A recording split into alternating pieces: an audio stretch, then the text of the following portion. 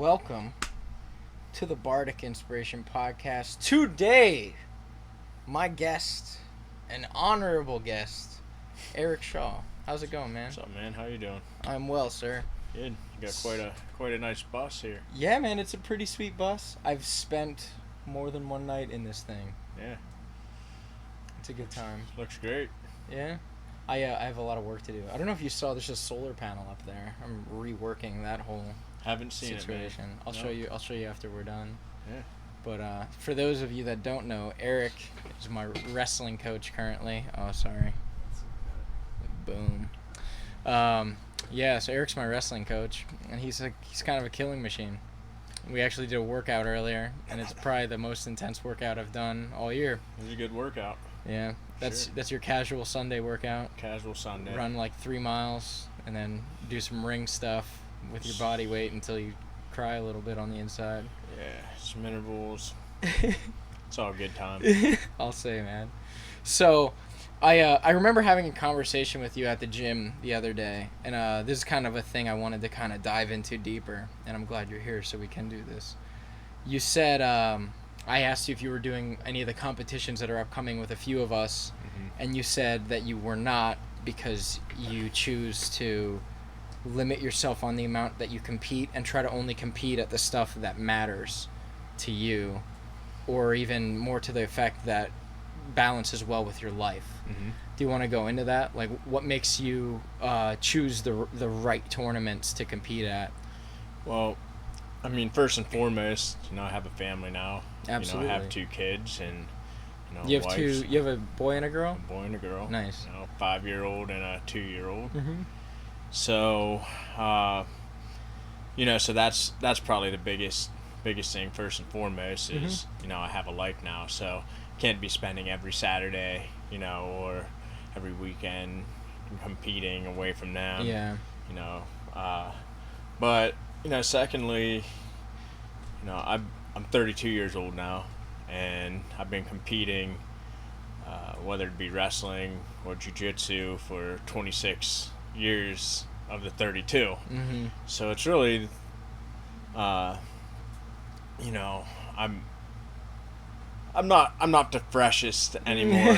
I have a lot of aches and pains, and recovery's a lot longer for me now. But so, competing's always been a huge part of my life.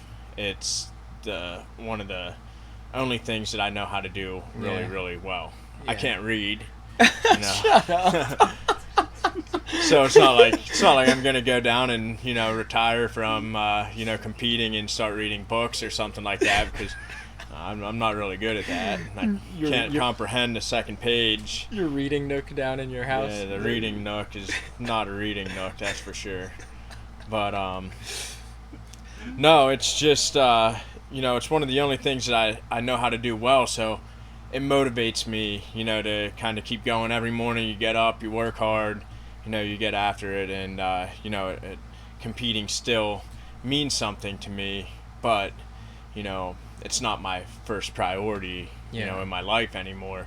So now that you have a family and stuff like that, that's obviously number one. So for me, I have to limit that to competitions that are more meaningful to me. So I'm not going to go around and do every little local tournament anymore. It's going to be maybe a higher profile tournament, or super fight or something like that I could compete in. But that's kind of the root of where that comment stems from. No, that's awesome. That makes a lot of sense. What sort of competitions do you gravitate toward? Like, what do you like to do? Like, what I know there's like certain types of tournaments, like for example, Naga has like a point system similar to kind of the wrestling stuff with the takedowns, and then like the recent grappling industries that I did with Andrew, that's submission only. I prefer point system. Okay.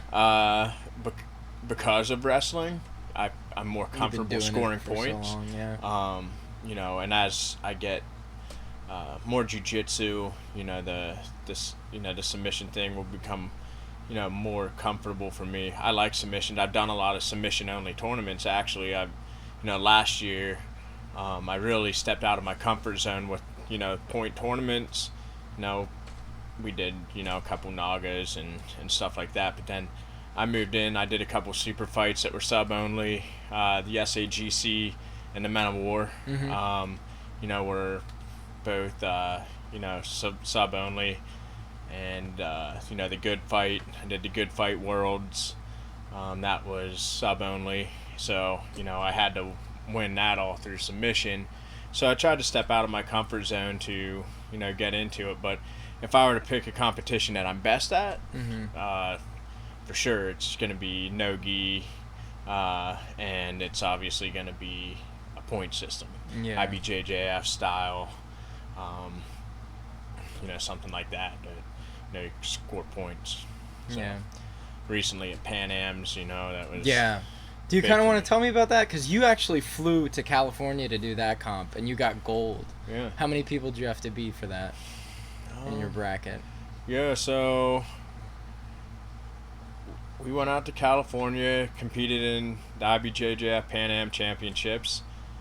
In that particular promotion, it's probably the second most prestigious tournament in the jiu-jitsu world. And I faced, I think I had like 6 total matches. And the fact that I've never done an IBJJF competition before, I flew out there and they put me as last seed. Man. Yeah, so I actually That's funny. Yeah, so I actually ended up doing probably two or three more matches than like the guy that I even had in the finals. Yeah. Because I had to earn your way fight through the to bracket, get in. Yeah. But so it could have been a quick out for me, but it worked out. Ended up winning that, and it was a good experience out there. I mean, that was a gi tournament, so it was another thing that I've stepped out of my comfort zone. Competing in a gi versus no gi for me, it's night and day. Yeah, and so that was definitely a tough tournament, but had a lot of fun, good experience out there. Had a couple guys from out of the country like Brazil and other countries that were pretty good, so it was a really good tournament. Yeah. That's really cool that you had the opportunity to do that. Is that like invitational, or do you have to submit like an application to do that tournament? I never even looked into PANAMS. The IBJJF, you have to register, but you have to become a member of the IBJJF system. So, Pat actually had to send it out to his professor to sign, my ranking and make me official, and then you send it into the IBJJF. It's a whole big process. Yeah. It's kind of tedious. I don't like it. Yeah. But it goes back to those things that if you're going to compete, and want to get some recognition quickly, and you win something like that, a lot of people don't like the IBJJF or, the system or the process or the fees and, all this from what I'm learning. But if you're going to compete at a high-level tournament and want recognition quickly, the IBJJF, you win one of those, PANAMS or World Championships, or, you do well at some of those open tournaments, you're going to get recognition pretty quick and get invites to some more prestigious, super fight opportunities and stuff just because you've done well in those tournaments, and people know that that's probably the biggest promoter in jiu-jitsu right now. So, what's your next thing coming up? September 14th, I think, is the no-gi Pan American Championships. Oh, nice. Yeah, so I'll be competing at PANAMS again for no-gi. Where's it going to be? What is it going to be? Where? That one is like New York City. Oh, all right. So less of a drive for you. Less of a hike. That's cool. Less financial burden. Yeah, no doubt. That's funny. So I kind of wanted to go in more about how you balance, like, you obviously have a really well-regimented fitness lifestyle, and you were saying how you're trying to balance that with your family. How do you find a good way to do that? Like, how can you recommend that to people who maybe are starting a family now that used to be athletes or want to be athletes and be in a competitive kind of state? what kind of stuff would you recommend to them? Yeah, man. I mean, the biggest thing is, for people who have always worked out or been a part of some sort of competition or athletics in general or whatever, it's the easiest thing, the easy excuse is always just to, make that secondary. It's not a part of your lifestyle anymore, and that's the easiest way for people just to get away from, an active lifestyle. But if you, basically, for me anyway, working out, I've been wrestling, competing since I was 6-7 years old. So and on top of that, played baseball and football and always been, active. So I've always been, working out, trying to get better, at those sports. And for me, working out has always been my lifestyle, and I think we talked about this a little bit earlier when we were actually working out, is a lot of people you see, like New Year's resolutions, they'll go into a gym or something, and then on January 1st, you're going to see, 30 more people in your gym. Yeah. And, because they're like, oh, I'm going to incorporate working out into my life. And the biggest problem with that is normally when you incorporate working out in your life, your lifestyle, you're already so busy, especially when you have a family. So working out has to be your lifestyle, and you have to incorporate everything you do around working out. Yeah. The difference is when you start to have a family and you get older, it's where do you get that time? And a lot of times that's, a year ago I was waking up every day at 4:30 in the morning, while my kids are still sleeping, my wife's still sleeping, and you do that before work because you come home, you're with your family the rest of the night. So I mean, you just have to find a balance. You got to work with your whoever you're with or your kids or whatever, and make something work for what you. But a lot of times that's going to be you got to make those hours available, so a lot of the times that's when you're sleeping. Yeah. But we seem to do a pretty good job making it work, whether it's kids go down for a nap or whatever, you got to work out in, or going to jiu-jitsu later at night, kids are getting ready to go to bed, and it's not as big of a deal.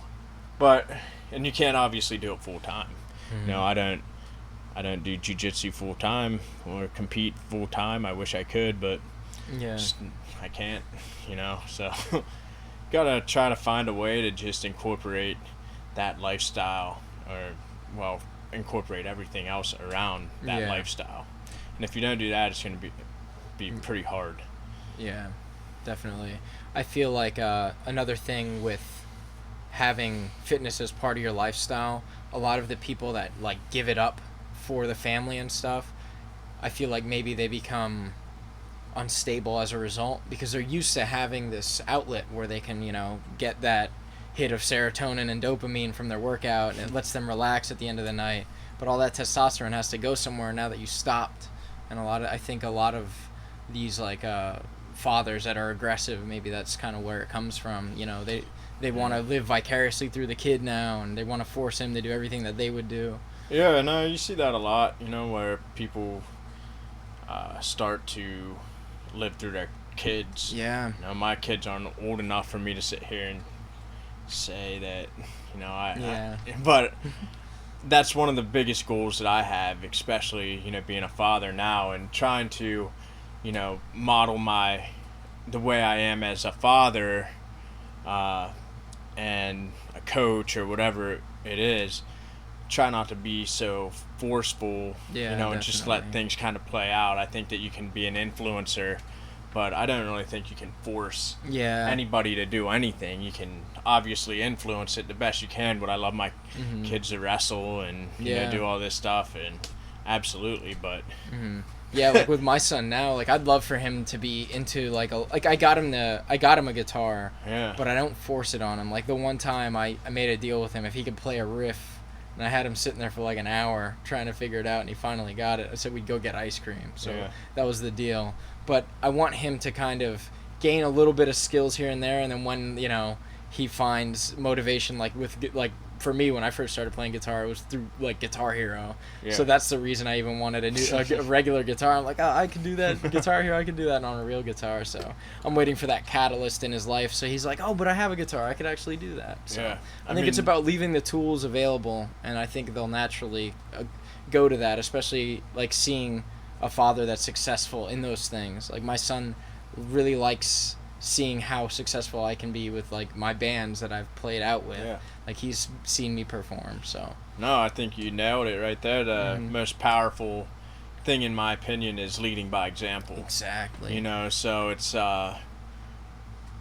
you know, you think about when you were a kid, it's just listen to your parents, you know, like that you try to think that, you know, they're telling you all the right things, which, you know, they probably are, you know, but it's, you never really believe it because you're like, well, they're just saying the right things, right? But one of the things, like after, it's funny that you brought that up because, you know, I'm 32 years old, and, you know, the odds are against people, you know, after they probably get after 30 years old, they're probably starting to decline a little bit. Yeah. You know, I'm not like I was when I was 22 years old. Yeah. I wish I was, but I'm not. I mean, I'm never going to be, you know, where I used to be.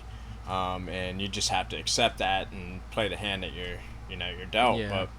But the biggest thing, like you said, is you always try to figure out why you're doing something, like what motivates you to do it. And you know that you obviously do a lot of this stuff for yourself, you know, personal satisfaction, and you had a lot of wrestling was the most satisfying thing in the world. There's nothing better than getting your hand raised. You know, I had a lot of opportunity to play baseball in college, you know, probably, and we were good football players and stuff. Really wasn't pursuing that route.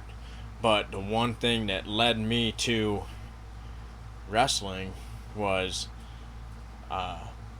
just getting that hand raised. Yeah. I mean, there's not a more satisfying feeling in the world when you impose your will on somebody and you've been working that hard all year long and preparing for a match, and everything's on you, you know, out there. Yeah. Everybody in the stands can tell if you were prepared enough to, you know, win that fight. Yeah. And, you know, if you lost, you know, it was embarrassing. You hate to lose. You get that competitiveness. You never want to feel that again. You know, and everybody up there is just like, man, I just lost in front of so many people. You hate that. But I'm kind of getting off track to, you know, what you were talking about with leading by example. But when I was out in PANAMS, you know, it was still like, why am I doing this? You know, why do I do this to myself? Were you alone? I was with my wife. It was just me and my wife. So Nice. she was my coach up in the stands, and they're going, hey, go work. You know, and that's about all I had up there. But she did a great job. But after I won PANAMS, you know, my daughter, who's getting into gymnastics and trying to teach her, you know, about work ethic, and nothing in life's easy, right? So you got to work for everything that you get.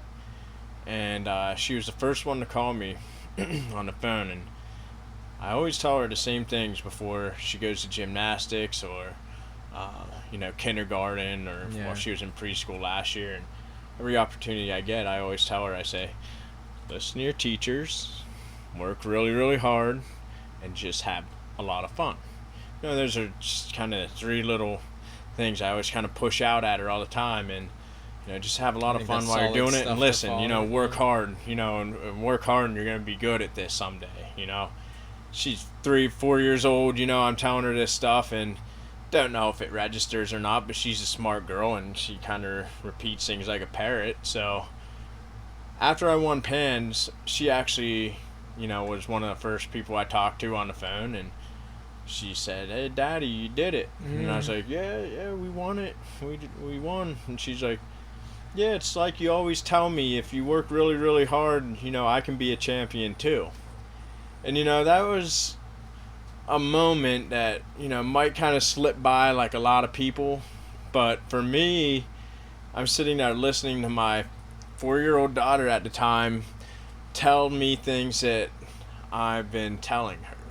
That she already can kind of correlate winning and working hard and success. That's awesome. And, you know, so a 4-year-old to tell me that, it's like, immediately you're like, yeah, you're doing this for yourself, but then there's a whole nother meaning. It's like, I'm setting an example for my kids, right now, that they have something that they can physically watch or learn from, that to see how hard you need to do something to be successful. Yeah. You're going out there defying some odds. There's a lot of people I probably shouldn't have beat that I did, or other way around even, losses that I've had that I probably shouldn't have lost. But, at this age, 32, if there's someone old listening to your thing right now is just going to laugh at me when I say that, but for competing, 32 years old, 26 years of your life, I'll say it again, it's hard on your body. And so if there's one thing that motivates me, it's definitely, my kids and, some of these competitions that I know that they can actually put those things together now. It's pretty cool. That is really cool. Let me ask you, so you went to PANAMS by yourself, basically, like with your wife. You didn't really have a training partner to go with. Didn't have a training partner, didn't have a coach. It was expensive. I didn't expect anybody to pack up. That was one of my decisions that I made. I didn't expect anyone from our gym or anything like that to pack up and go out. So how did you mentally prepare yourself to win that? You've been doing it a long time, and it's always the same thing. The one thing that I wish that I had more of, that I have now, that I wish I would have had whenever, it's just a lot more mental toughness. It's, you prepare the same way, before anything. Before I compete against anything in life, I prepare the same way. I just visualize what I'm gonna do. I don't think about anything else except controlling one position at a time. Yeah. You can't predict an outcome of a match, but the one thing that you really need to just honestly believe is that you're gonna win. If your mentality is not winning every single time, you're gonna lose somewhere down the line. Maybe you don't lose that match, but you're not gonna win the biggest events. Because as soon as you question yourself, or you don't honestly believe that you are going to win something, you're gonna lose. And if you can believe that you're going to honestly win every single time, you may not win, but you put yourself in the best position mentally to win. So I just go, the only thing I think about, there's a couple things. I make sure that I blow my lungs out, first and foremost. And cardio, I blow my, almost like I already competed a match before I actually compete a match. So like at the competition, you do some cardio event that's gonna shock your system before your fight. I'm not going out there like a lot of people do, where they're just kind of rolling around. Cold, Like my whole mentality as a wrestler is go, go, go, go, go, and so I'm always doing something, some kind of warm up where people look at me and they're like, dude, it already looks like you did a match. And that's what I'm aiming for. So first I got to get myself prepared that way. Secondly, mentally, I'm going to win. And third, don't think, 6, 8, 10 minutes, whatever it is out there of the whole match. Think about just every single position. You got to get through this position, control this first, and then play it out. So I try not to think so far ahead and just try to think initially, what's my game plan? My game plan is pretty consistent every single time I go out there. And I don't look much past that, just controlling that initial position. If you can control every single position in a match, probably going to win. So try to keep it real simple. Try not to look too far ahead.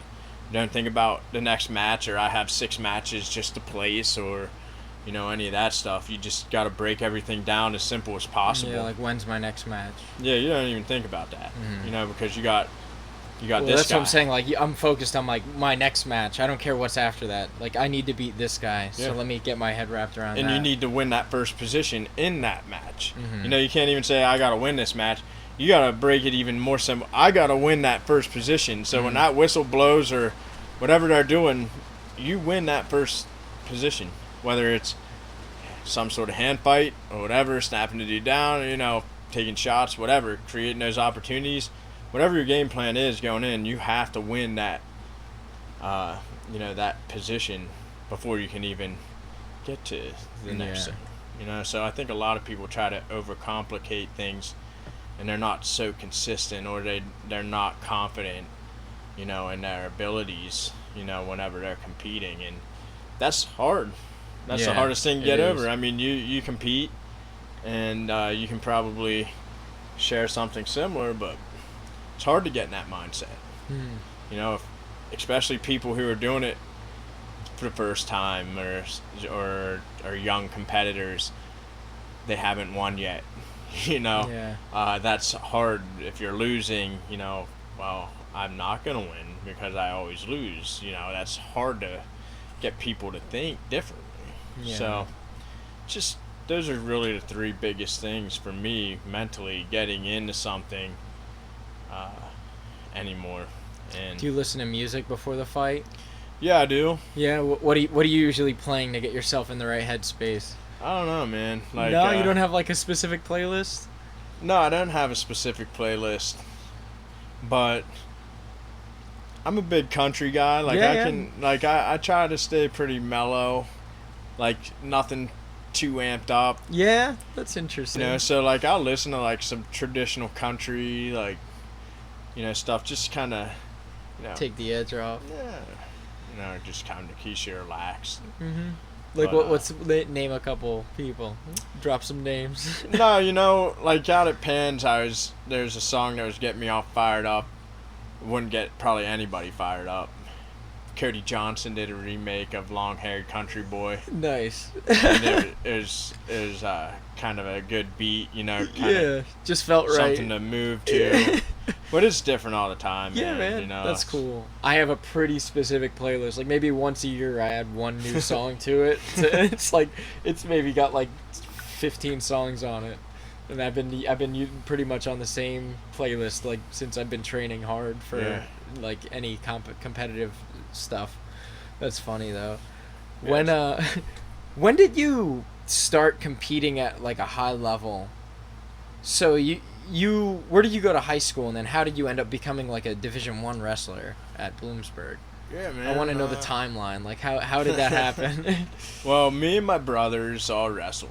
My older brother, Jeff, he, started I think in 7th grade, and at that point I was in 2nd grade, and my younger brother is just a year younger than me, and so that would have put him in like 1st grade, so 6-7 years old. And my older brother just started wrestling, and your older brother's always the one you look up to. The one you look up to and that you want to be like and stuff. So he was wrestling, and he was good at it, and he talked us in. He'd come down. We had wrestling mats in our basements. That's awesome. We didn't have much, as kids and stuff like that. Like we weren't a wealthy family or anything, but my parents made sure we had what we needed to succeed. And we had wrestling mats from wall to wall down in our basement, and we would always be down there kicking the crap out of each other, and pretty competitive. So my older brother Jeff would always come down to me and my brother Brian and just be like, "Oh yeah, you guys should wrestle. You're just naturals, because you're, little ass beaters in like 1st and 2nd grade, and we were always bigger than everybody at that point of our lives." And so we were like, "Oh yeah, we'll do that," And then we did our first tournament. The very first tournament I ever did was 2nd grade up in Cambria Heights, and I won. I had 2 matches, and I pinned both kids, and one kid was like under 15 seconds, and then in the finals there was another kid, and I pinned him real quick. So I was like, "Oh, this is easy. I'm just gonna do it." So yeah, I mean that got me started with it, and my younger brother was very successful. He wrestled also with me in Bloomsburg at Division I level. but we were kind of training partners our whole lives. You know, every single day it was me and him competing against each other, and you know, we have a really tight relationship. And you know, if it weren't for my brother, I wouldn't be anything. And either one of them, you know, for getting me into it. And then, but we were always just down there wrestling each other. Jeff, Brian, me, you know, just competing with each other all the time. And you know, then you get to high school, obviously, you know, it's state tournament, you know, was a good experience. And, you know, so I had over 100 career wins in high school. So, I had a lot of wins, a lot of success in high school. I got a chance to represent Team Pennsylvania in the national duels out in Enid, Oklahoma, you know, my junior year. And then also my junior and senior year, me and my brother both qualified for freestyle and Greco-Roman nationals. Nice. So, you know, we were on Team Pennsylvania and went out to Fargo, North Dakota, and competed out there. You know, so we, you know, qualified for nationals twice. You know, in college, you know, I started for 2 years for Bloomsburg, and never accomplished the goals I wanted to. You know, had good wins, did well in some tournaments, but you know, that mindset thing that I was telling you earlier was probably the biggest culprit for me. I felt that I didn't have the support that I needed, you know, there to really get me to that next level that I had goals, you know, set for myself for. But that is a whole nother bus tail, man. You know, it's but had a lot of success. I never All-American in college. You know, I beat some guys that were really good, and you know, I got an opportunity to wrestle at the U.S. Open, you know, whenever I was in college, and do all that. But you know, I had a lot of success, and just being able to wrestle at that level was a great experience. But you know, for guys like me who had bigger goals, you know, I kind of look at it, you know, as kind of a failed attempt. You know, it's like I'm never really satisfied. I could do everything in the world in jiu-jitsu, but like you try to, it still stings. You know, it's something that you never really completely get over. That it sounds stupid, maybe selfish of me to think like that. I don't talk like that around people, or people don't know that, you know, because I'm never really open about my career. No one really cares, you know. No one cares about wrestling. But you know, wrestlers are pretty humble, you know, because we know there's nothing after wrestling. You know, it's all that satisfaction of winning. You know, that's the only reason we do it. You can't make a lot of money wrestling, and I don't know, man. So never really accomplished everything I wanted, but like I said, it's just that mentality. I had all the tools to, you know, be one of the best people, you know, in the country. And you know, right whenever I'm getting to a point where I'm having a lot of success, you know, it's that mental thing where you question your ability, or you question yourself, or somebody says something to you which makes you question yourself, and then all of a sudden you go lose in a big moment. And that's, you know, for me, that's been a lot of times, you know, for me, where I've lost a lot of close or good matches or high level matches because my head wasn't on right, and that's on me, you know. But it still stings, but it's fun being able to compete again. It's kind of a timeline for you. What was your goal at the time that you didn't get to achieve? Well, for me, you know, I always wanted to be a state champ. I made it to states. I was never a state champ. You know, I wanted to be a national All-American, you know, in college. I started, you know, and had a lot of, you know, had good wins and had some wins. But I never All-American, you know, in college. You know, that's the top eight in the country. You know, so I didn't. Those were probably two of my biggest goals as, you know, a wrestler. I'd always get there, but then I never actually achieve it. You know, what was your rank at the top of your game? I don't even know. Probably number 9. No, I would. No, right whenever I always started getting traction and stuff like that, I'd always lose a match that I should have won, and, I'd win matches that I should have lost, and that's kind of was my career in college, and that's what kind of stinks the most is you look back at some of these matches that you had that could have put you to that ranking, and you lose those close ones, or you just go out there and you look flat, but whenever you're doing that to All-American, it doesn't matter if you're ranked number 1 in the country, going into the national tournament, you may not be an All-American. You still have to prove. You still have to perform at nationals. You could be the number 1 guy and you don't even All-American. You know what I mean? So you still have that tournament to perform at. But, yeah, man. So that's kind of the timeline. I was right there. With a lot of those guys. It's just I had to get my mind there. That was the biggest difference that separated me between the top guys in the country weren't the physical abilities or athleticism. I always felt every time I walked off a mat that these guys weren't more athletic than me. They weren't a lot stronger than me. It was just they wanted to win more than me. In that particular situation. Those matches I went out there and I knew I was going to win, I won the majority of those. But it's kind of how it was. Yeah. But, so what brought you to the jiu-jitsu side of the coin where you're at now? Yeah. So when did you get out of college? And 2009. Then, oh wow, and it's 2019 now, so it's 10 years between then and now. So that's 10 years of story. Yeah. So I've always helped coach and been involved with wrestling and stuff in that interim and helping kids, and that's really the biggest thing for me is I want to try to teach people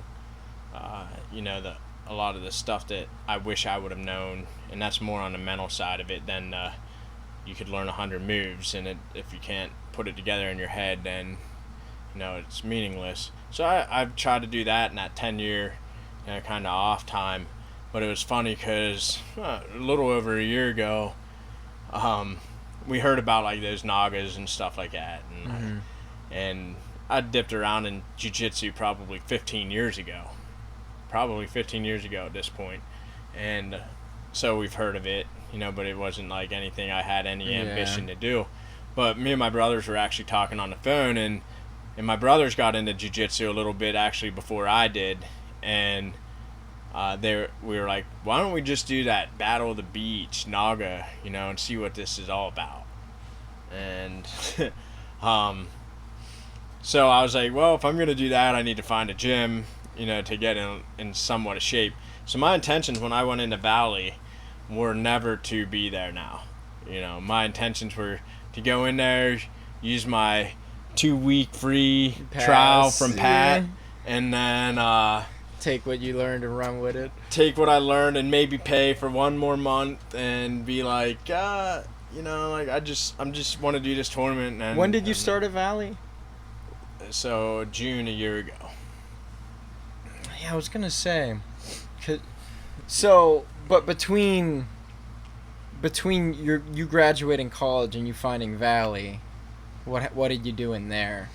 Just was coaching wrestling. Oh, just being a coach generally. I'd be working at out. High schools and stuff. Yeah, and I was never like an official titled coach, but a lot of people were reaching out to me to work with their kids, and at different high schools, and I know some high school coaches and stuff that wanted me to come in and work with the guys. So I've always been around and teaching wrestling and still working out, with wrestling, and then it was just kind of one of those.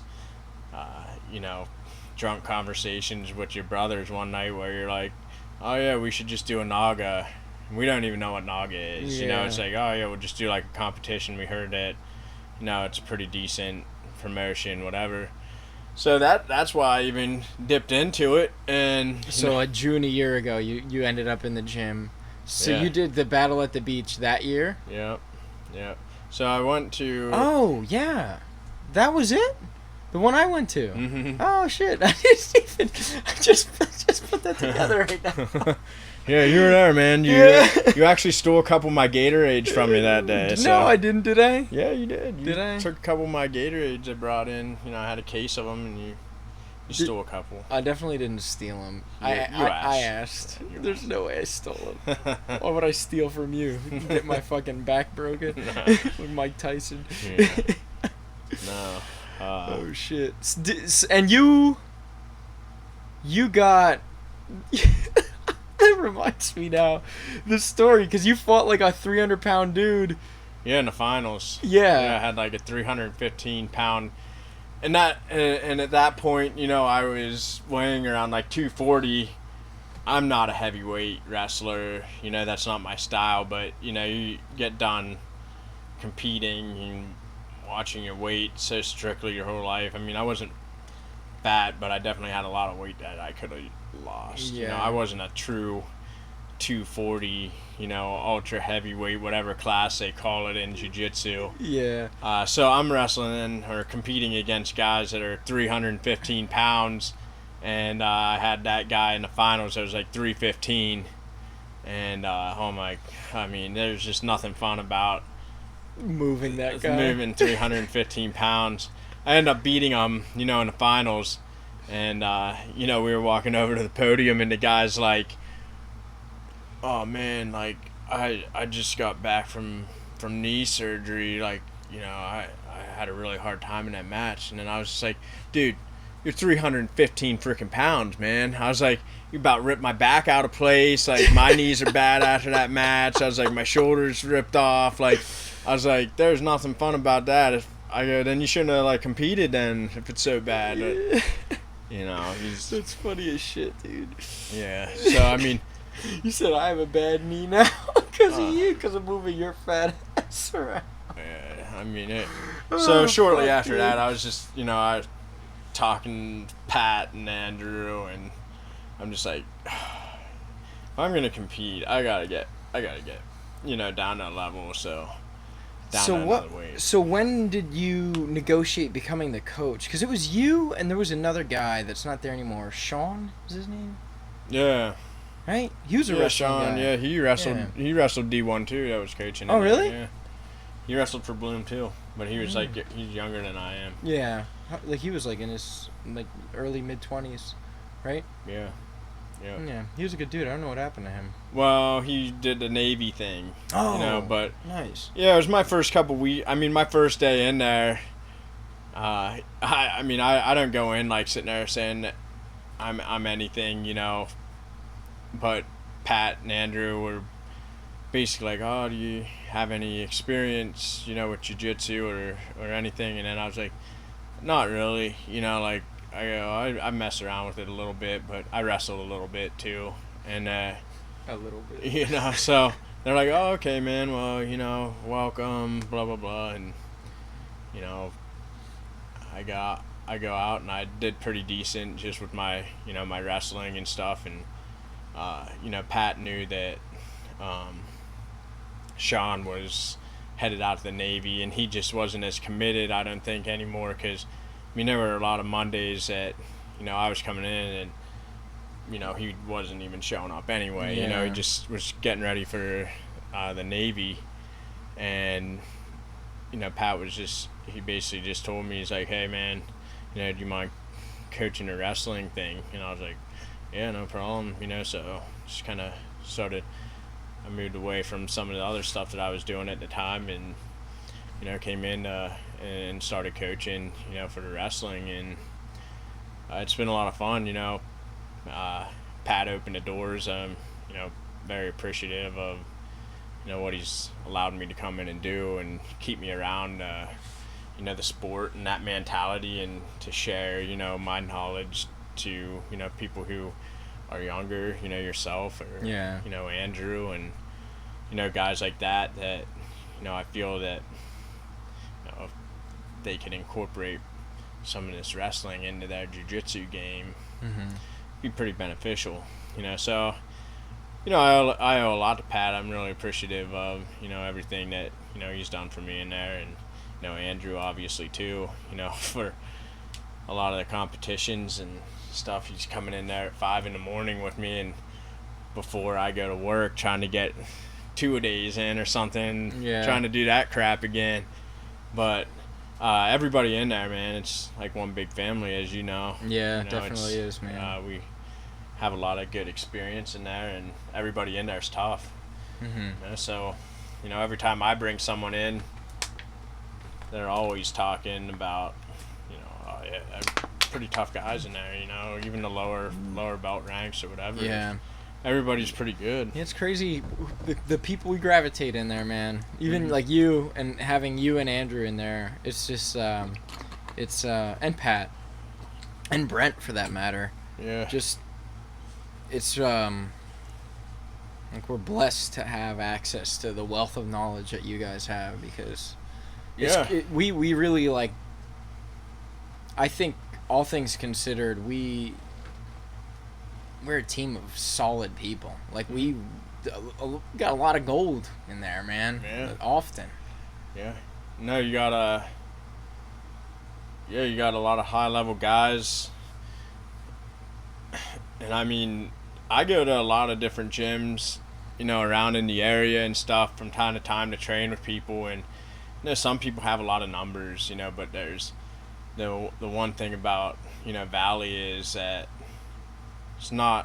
we may not have the numbers of like a 10 Planet Bethlehem or even Paper Street or something like that, which is affiliate, and but the quality of our guys in there are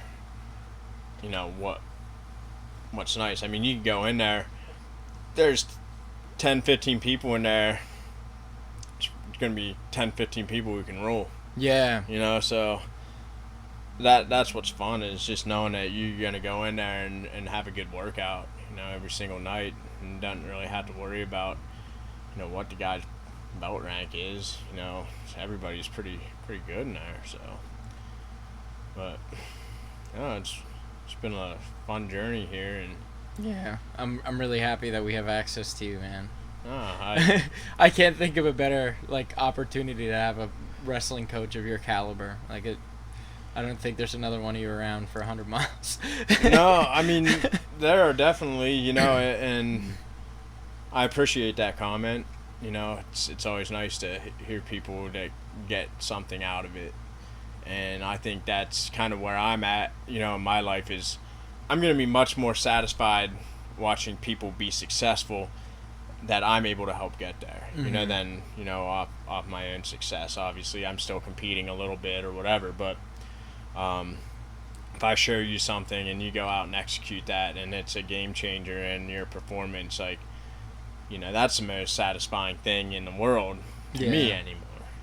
Is how can I mold these people to become what I want them to be? Because, when you do something so long and you listen to people for so long and you're doing things that other people have told you to do, and you just have your own concepts and ideas that you want to instill in somebody. Absolutely. And that's the one nice thing about, being out, is like, I can basically take somebody who hasn't done this before and make them what I want them to be. So the things I think work, I can make them believe that. Yeah. Or things I don't think work, I can say, don't worry about that. That's not your forte or whatever.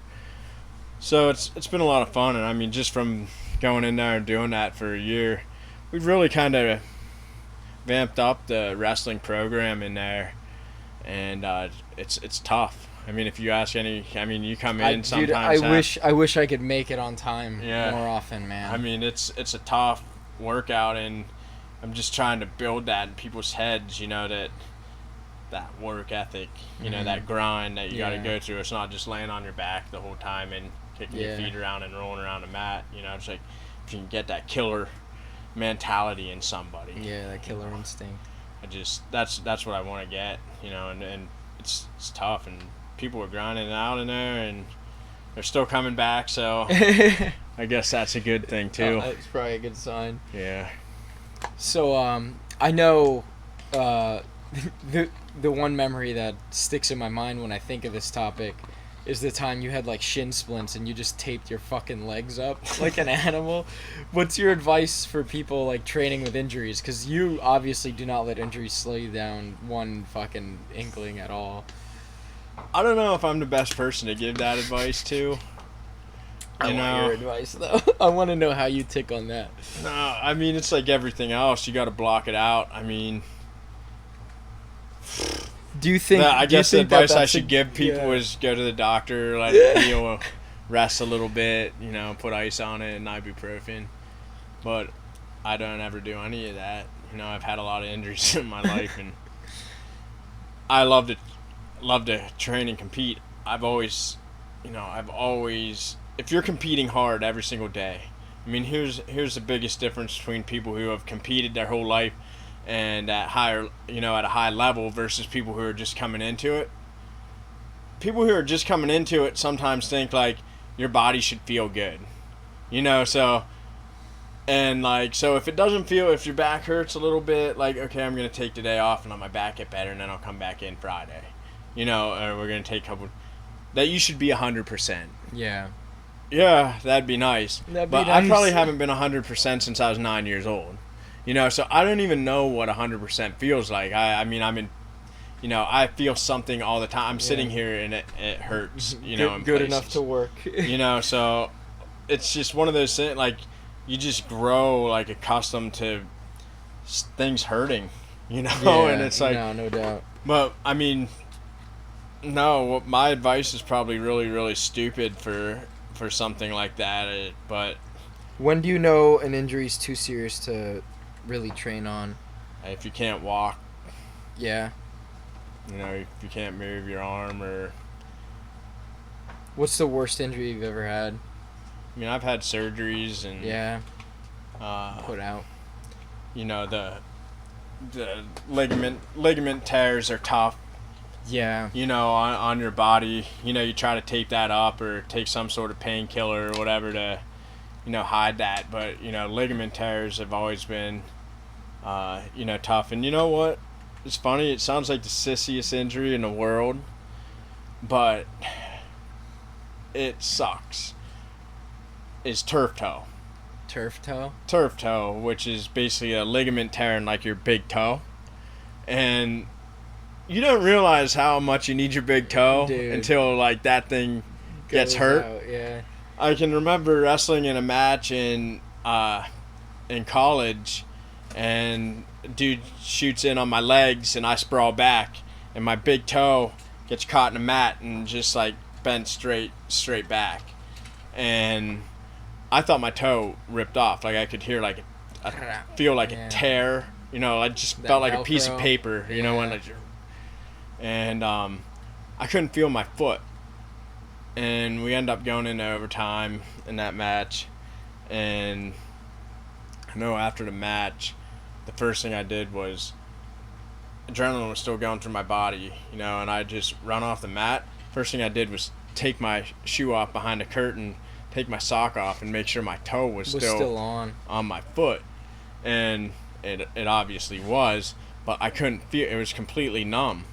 And this sucked because we had back-to-back matches. So that night we wrestled, and then we had another match, the following day. And I can remember, the next day just waking up and you can't even walk. And you go to tell someone, why are you injured? My big toe.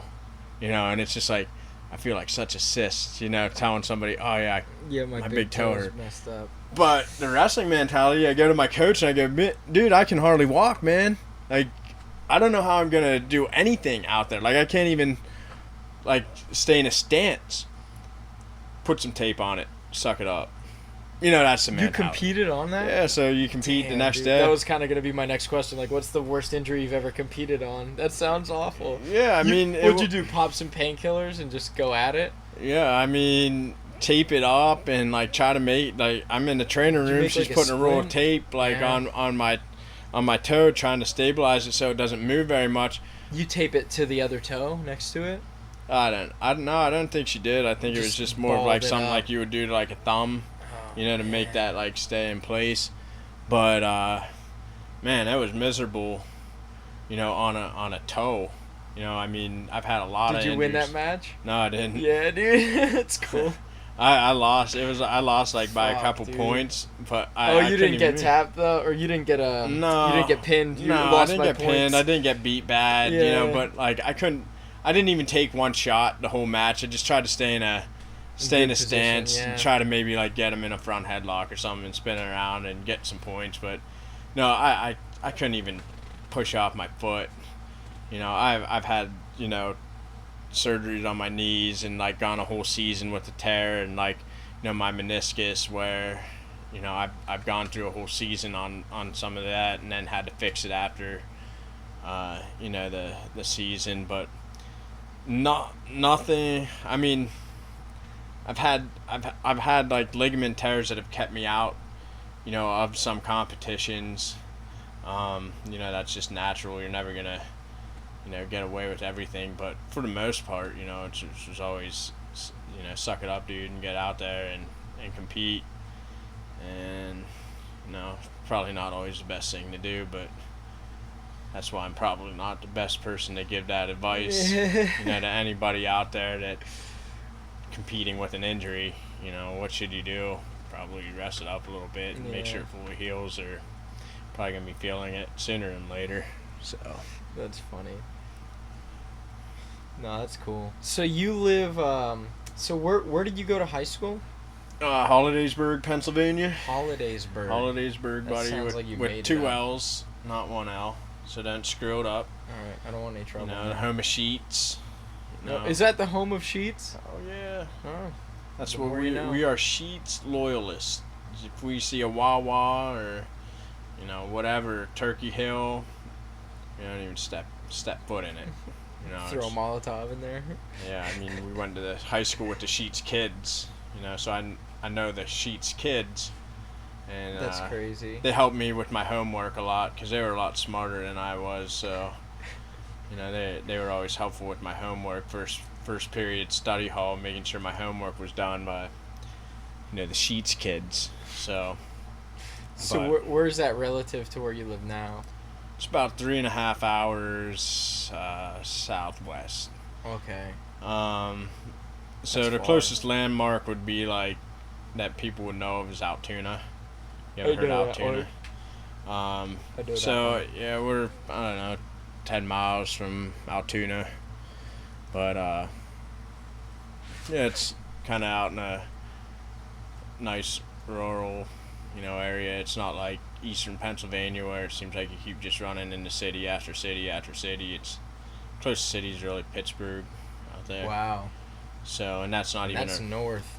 No, that's southwestern PA. Really? Yeah. But that's north of Altoona, or is it more north south? It's pretty much like I don't know. It's I've pretty never much really like been directly in that west. Area. Yeah, directly west. Yeah, we're about like an hour and a half or something. Yeah. But you just keep running through little town after little town. It's nice back there. I'd move back if I could. Yeah? Yeah. Why is that? Just more my pace. Mm-hmm. It's like eastern Pennsylvania and western Pennsylvania are like two separate day. states. Mm-hmm. Yeah, it's like people are totally different. But guess that's another story, huh? Definitely. Oh man. So that's cool though. Now you live here. What brought you to this area? My lovely wife. We met at Bloomsburg. She's a Bloom alum, and she was crazy enough to, want to hang out with me up there, and deal with, my stubborn old head. But yeah, so we met in college, and she's actually from like Slatington area. She went to school at Northern Lehigh, which is a rival school district of what I'm at now, which would be Northwestern Lehigh.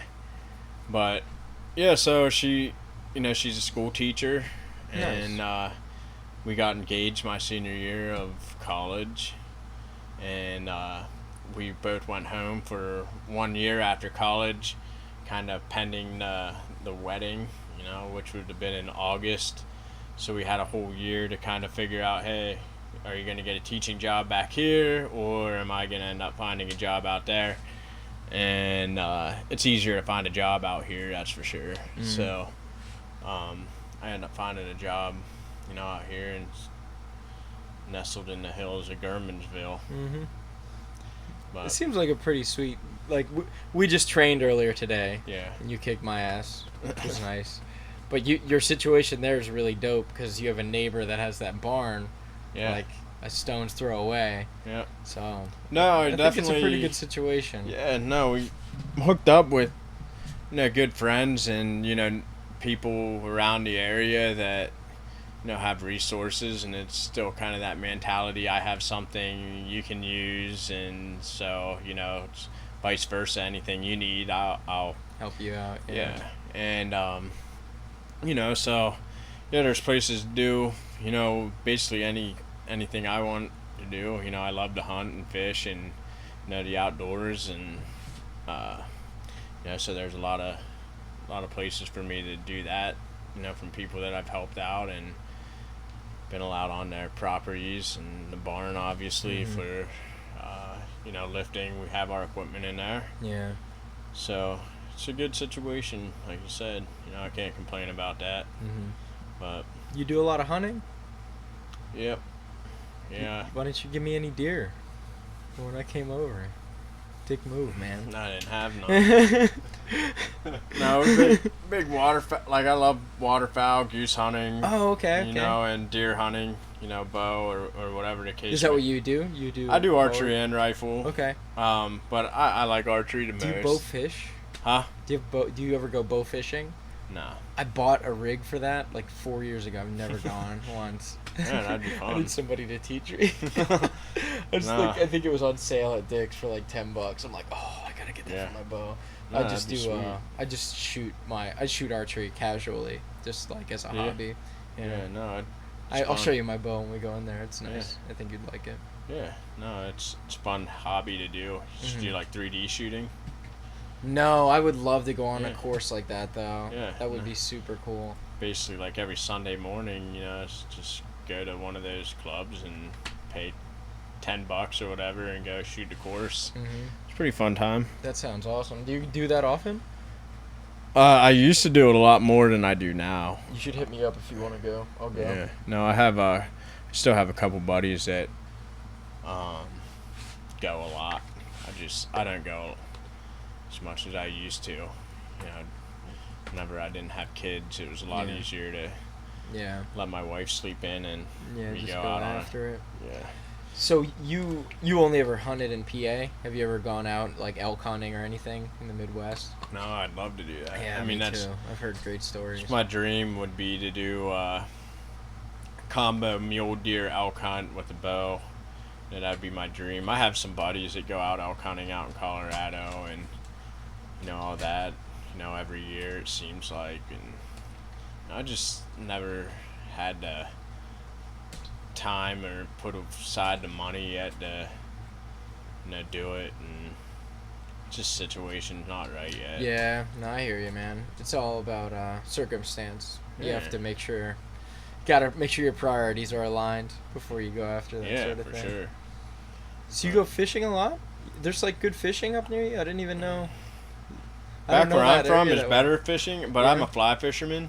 Oh, get out. Yeah, so I don't know anything about that. I have some regular fishing rods back here. Yeah, little spinner rods and stuff. But yeah, no, I'm a bigger fly fisherman than I probably am a hunter. I just like being outdoors, just like doing stuff outside and something, that meditates me on a river, just the sound of the water, kind of out there on your own catching fish. Definitely. It's just kind of your happy place, I guess you could say. But yeah, man, I mean, I don't even get.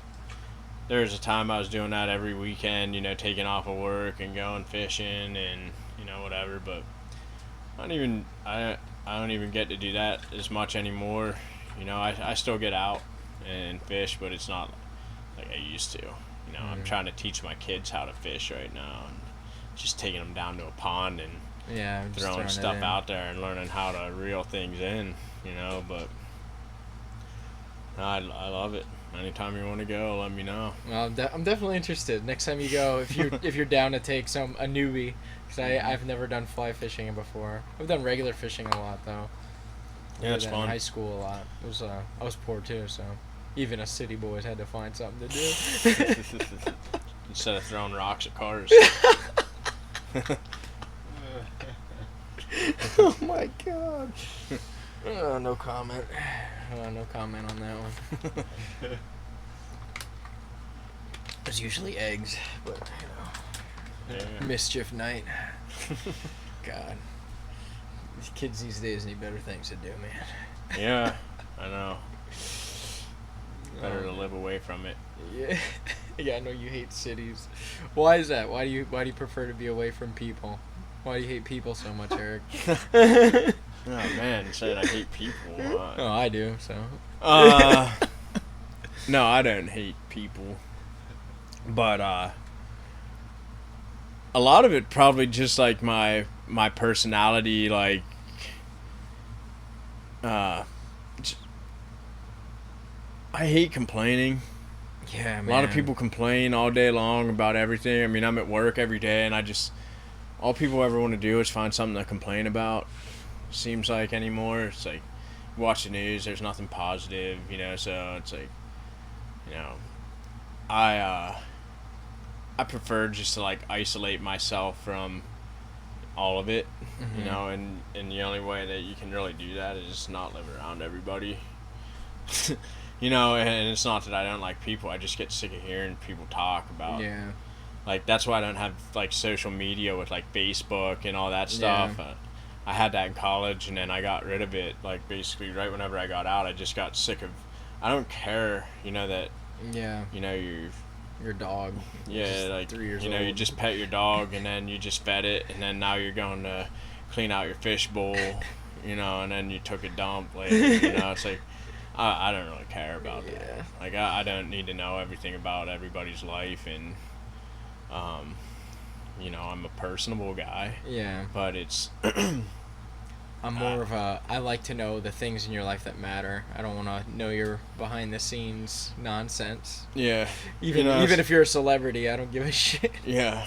Yeah, I mean it's just kind of the way I've always been. Like I'm social. Like I like to be around, I like to go to a good party every now and then, or be around friends and shoot the stuff, shit. but it's more people that are like-minded, rather than just the way I grew up. It wasn't really a city type lifestyle. Like if you like to live in the city, that's your. But I don't like sitting in traffic every day. I don't like. Who you telling? I'm not. I don't have the patience Philly, for man. a lot of that Live stuff. in Philly, dude. So, I just kind of do what I'm comfortable with, and that's what I'm comfortable with. Yeah. So, are you the only like athlete at your job? Like, are you the only one that has like the? I mean, you definitely. I would bet money that you're the only one with as high octane as a lifestyle as you have at your job. But are there anyone else that has some capacity of an active lifestyle? Directly, I mean, there's other athletes, and then actually the one guy that I work with a lot, he's actually a branch manager down in Chambersburg. His name's Mike Mira. He wrestled for Bloomsburg too, so, and he does jiu-jitsu also. I've actually brought him into the gym before. Nice. He's a blue belt in jiu-jitsu, but he has the same background as me, so he's like doing. He used to be a wrestler. Yeah, he still lives that lifestyle. He's single, and he's a bachelor. So, Mike Mira, everybody on Instagram, if you need somebody, you can look him up. He's a good studly wrestler from Bloomsburg. Nice. But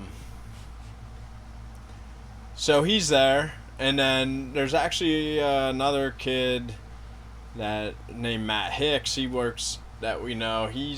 Does some stuff, like I think he's fighting amateur mixed martial arts right get now. out. That's awesome. I think he's had a few fights. I don't think he's lost yet, amateur wise. And then, he wrestled Division 1 too for a little bit, and a few years younger than me. But so there's a couple people, that live the lifestyle and do that stuff. But definitely the high percentage of nah. Yeah. Like most people going that I'm working with on a daily basis are, let me work these hours and then I get my paycheck, at the end of the week. Not a lot of super motivated, ambitious, people. What do you do for work? Work in operations for, a company called Airgas. So, yes. Like, what's your role? What do you do as operations? Basically just oversee, I oversee 14 different branches or plants in central Pennsylvania.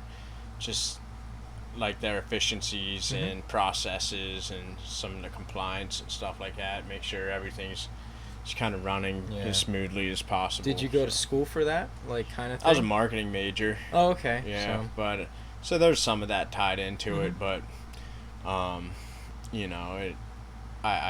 got hired as a customer service rep out of college. Yeah. So my college degree is about as meaningless as something that's meaningless. But yeah, it's just a piece of paper. Not really. I'm not a marketing director or a marketing manager or anything like that. Yeah. So, but yeah, man, it's been good. Yeah, I think in my work situation, I find that I have a really hard time having conversations with people at my job. Yeah. About anything that I do outside of maybe work, obviously, and some music stuff.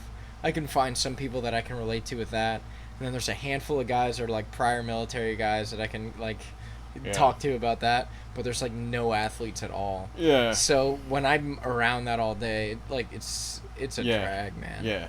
It gets old.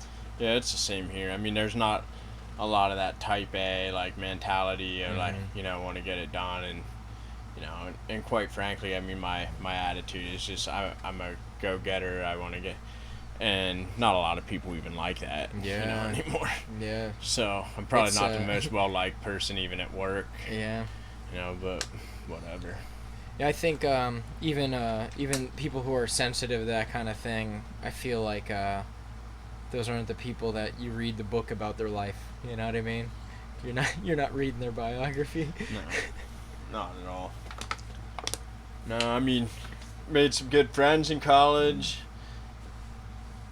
One of the companies that I'm a sponsored athlete through Terragrappler. I met those guys. Yeah. I met those guys through college. Well, you're sponsored by 2 different companies, right?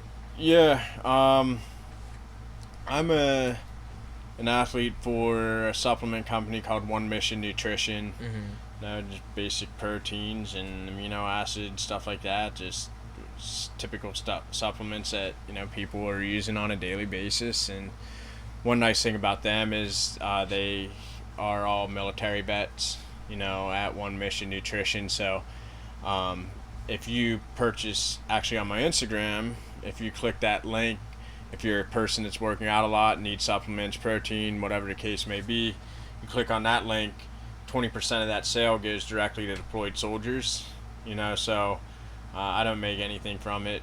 It's basically 20% of your sale goes directly to soldiers. That's awesome. To support the military. So those guys are a cool group of dudes, and obviously the other company that I work with is Terragrappler. And they make your clothes, right? Yeah, man. They make your rash guard and stuff. I've seen you in some they're shorts. starting to get into that a little bit more, but they're geared more towards the wrestling side right now. But so the fight shorts and the rash guards are definitely on their radar. But what they're doing right now is a super innovative company with shoes, wrestling shoes. They're coming out with some cross training shoes. at the, sometime I think here in the summer. But the shoes and the apparel that they're coming out with, the bags, they do custom gear, for high schools or any team, team gear. Jared actually personally hand customizes everything, with you get an online store, all that stuff that you can just pick and choose the stuff that, you want to buy. And the stuff they're creating there is just, it's super innovative. Yeah. Stuff I wish I would have had this stuff whenever I was going through it. Yeah. Whenever I was going through it was the same wrestling companies that Cliff Keen and Asics and, if you wanted an Adidas shoe or something. Shit, yeah. But there was nothing out there that was different. Pushing the envelope in any capacity. Yeah, so Terra Grappler is, the stuff they're coming out with, I wear it to the gym, a lot, and, work out and stuff. There's nothing more comfortable, I've ever worn in my entire life to work out in, and the shoes are amazing. They fit like nothing I've ever put on. Yeah. And, so those are, and the thing about them is the one thing that, is nice about the companies that, help me out and is that they have a cause. There's a company, sister company of Terra Grappler called Pen Cancer, and they're run by the same people, Dan Tramatozzi and Jared Ferreira.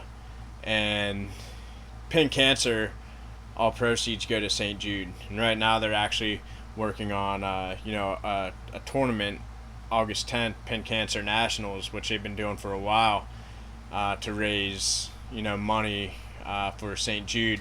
Right now I think they're just in a few weeks they're already at $50,000. Trying to get $100,000 of people signed up to send $100,000 check right to St. Jude. And they do a lot of work with St. Jude every year. And so Pen Cancer, who's run by same guys, everything through that organization, all proceeds pretty much go to St. Jude. And then on the Terra Grappler side, whenever you purchase something from them, a percentage of that sale goes to Pen Cancer, which directly goes to St. Jude. Yeah. So I'm proud of the fact that the companies that I support and that have helped me out, there's a cause, for both of it, and a good cause, and you can feel confident, when you buy something from them that you're making an impact, somewhere down the line, whether it's a soldier or, a kid at St. Jude, so pretty satisfied every time you get a sale, or something for that. That's kind of what you think about is the people in the end that's actually impacting, more than a wrestling brand or a supplement company. So yeah, it's pretty cool. That is really cool. But yeah. How did you get the sponsorships?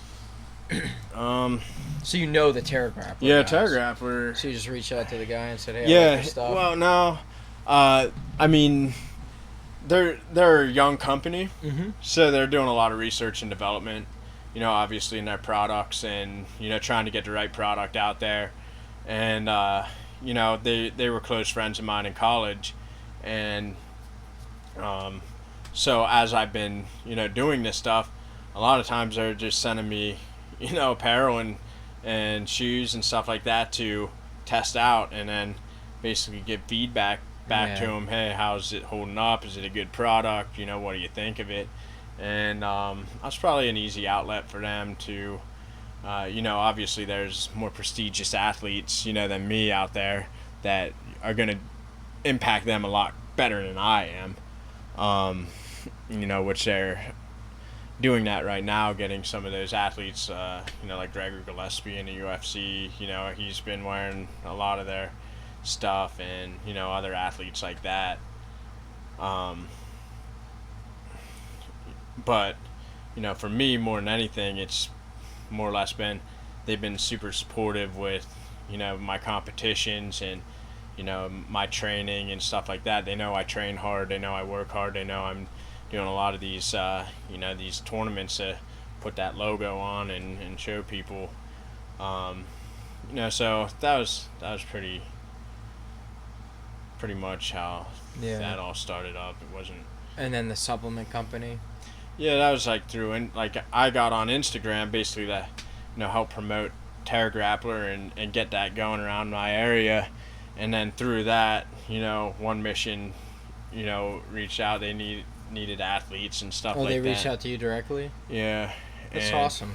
Yeah, and I had a conversation with one of the guys, saying I was interested and stuff, and then he got back, and we kind of just went that route. So there's a good many sponsored athletes for the One Mission Nutrition company. It's not like they're paying for my airfare or anything like that, but helps on the supplement side of stuff, stuff that you're buying regardless. Yeah. You don't have that expense anymore. It's $100 a month on stupid stuff. Yeah.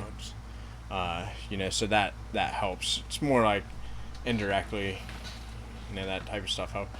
But two super good companies, that I'm happy to be a part of, for sure. But so as long as I'm doing it, I'll be working with those guys. So yeah, man. And then so I kind of wanted to ask, what are your goals with jiu-jitsu now?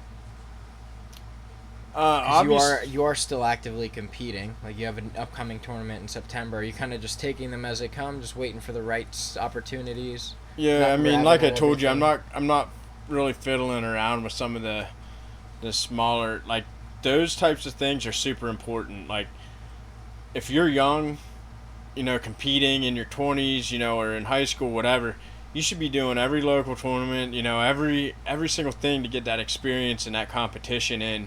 Just I'm at a different point in my life where, I can't, like I said previously, I can't get into all of it. But, I mean, my goals are, for I want to win PANAMS again, in September. And I want to be able to, compete at Worlds and PANAMS probably every single year at new belt rank levels, And so my goal is, to keep winning PANAMS and keep winning Worlds at different belt ranks. And, eventually, obviously you want to become a black belt. I'd like to become a black belt, before I'm, 40 years old, which I think that I can do that. I think that's realistic. You're early 30s right now, and you have your blue. Yeah, I mean, I got my blue belt within the first year, of that, and, winning I won PANs as a blue belt, and if I can win Nogi PANs again, and stuff like, stuff like that, I feel that, can help to kind of advance you, in that standpoint. But it's not really about belt ranks for me. I just like competing, and that's just one of those kind of side goals for me. It's like, I'd like to become a black belt in sport, and it'd be pretty cool to say, I wrestled at the highest level, and I've obtained, a black belt in jiu-jitsu. You're an accomplished martial artist. Yeah, I mean, being a Division I wrestler and a black belt in jiu-jitsu would be cool, to just kind of have, No doubt. Do you have any aspirations to maybe make a gym yourself one day? No. No? Not yet? No, probably not at all. Yeah. I don't. I'd really like to help out as much as I can where I'm at, and I don't have the time to, even start anything, and I really don't have the balls either to just quit everything and start something up. It's like trying to promote a lot that goes into that, and I'd rather just try to. One thing I think about jiu-jitsu is it can get watered down. There's so many good people, but there's a gym on like every street corner, man. Like that. It's getting so big. Like over the last couple years that I've just been doing it, I see gyms popping up even like around here more and more. So I mean, I mean, you obviously have your big gyms that everybody knows, the Henzo's, and you know, they're different Gracie gyms and whatever. But you know, like 10 Planets and stuff. But there's so many options, and there's, you know, if there was less schools, you know, that would concentrate people to more of one thing. But as soon as somebody gets their black belt, they're like, oh, I need to open my own gym. I need to. It's like, I don't know. I'm not a jiu-jitsu expert. Yeah. You know, I can wrestle. You know. Yeah, but like what you were saying, when you get your black belt. No, I have no ambition to open up my gym. I'd have more satisfaction being loyal to, you know, Valley. Mm-hmm. And yeah, absolutely. you know, I owe a lot to Pat, you know, for just opening the doors and, you know, letting me come in and train, you know, and having a class that I can show. So, however I can help him out, you know, or help Valley out, you know, I'm more on that side of stuff now, where, you know, I just kind of want to tag along and try to make, you know, powerhouse people, you know, in a place, and so try to bring people in and, you know, work with them in there. Yeah. You know, so no ambition to open my own thing. If I do anything, it's all, you know, I'll have a mat in my house. Do private lessons or something. With wrestling more than anything. Yeah. You know, it's like there's not a lot of places that kids can go where they don't have to spend, you know, $150 a month just to get a couple rolls in, you know, or a couple live goes on a mat. You know, for me, it's important to kind of get back to the sport. You know, that's been so good to me. I don't want money from it. You know, I don't want anything. That's why I have a full-time job. You know, I'd rather just give back and, like, you know, help kids or whatever to, you know, learn from me. You know, just probably rather do that. So no money in it. I don't want money out of the sport. Not out of the sport, yeah. Not unless I work for Terra Grappler. That's awesome. So, kind of back on the hunting, I kind of just have my own kind of curiosities. So what kind of bow do you have? I have a Bear Anarchy. Is that a compound? Yep. What's the draw weight? 70 pounds. Oh yeah? Yeah, That's cool. I think I have a recurve. It's 50-pound draw. Yeah, they're tough. Those are real hunters that shoot recurve bows. Yeah. I'd like to imagine myself in that sort of position someday. Yeah, we make fun of all the crossbow guys that, you know, 30-year-old crossbow hunters that, you know, are shooting 400 feet per second now with a crossbow and a scope. You know, but you recurve hunters make fun of compound guys. So. Yeah, that's funny. The real hunters are the ones that go out with the recurve. So yeah, no sights. I don't even have sights on mine. I like shooting right off the riser. I don't even have a whisker biscuit or anything. It's got the shit for that. I'm like, fuck that, man. That's a skill. Yeah. I like to. I'm not great, but I like I prefer it that way. Yeah. It's harder, and I like feeling like I earn the skill. Yeah, that definitely. Way. And then for rifle, what do you have to hunt? I have a lot deer? You have a lot of options. Yeah. What's your regular? What do you go back? I'm kind of overkill. I'm really unpractical with about everything. I go bigger and on everything than what I really need. But if I'm shooting like for distance, I shoot a 300 Win Mag. Nice. I have a Remington 770. You know, that wasn't super expensive gun, but it's, you know, for Pennsylvania hunting, get you out a few hundred yards, no problem. Yeah. You know, if you ever had to take a shot that far, but probably won't ever have to. You know, 100 yards, 150 yards is a rifle shot is probably pretty long for that's definitely. But I just picked up I think I told you about it. I picked up a Winchester 3030 this fall. Yeah, I like it. I've yet to use it. Yeah. Yet to use it. Yeah, those. Those 3030s are gonna be more your they're not really long range. No. Heavy, slow bullet. Probably get 100-yard max. I think that's about all I'd want to shoot. Yeah. Anyway. Yeah. I'd want to be pretty close and make sure I get a nice true shot. Yeah. With it on the deer before I. Yeah, for sure.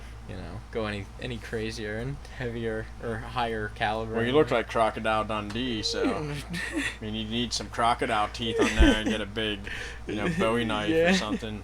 That's like not that. a knife. Get out in the woods. I have Snakeskin pants. Snakeskin pants. Yeah. I'd do it.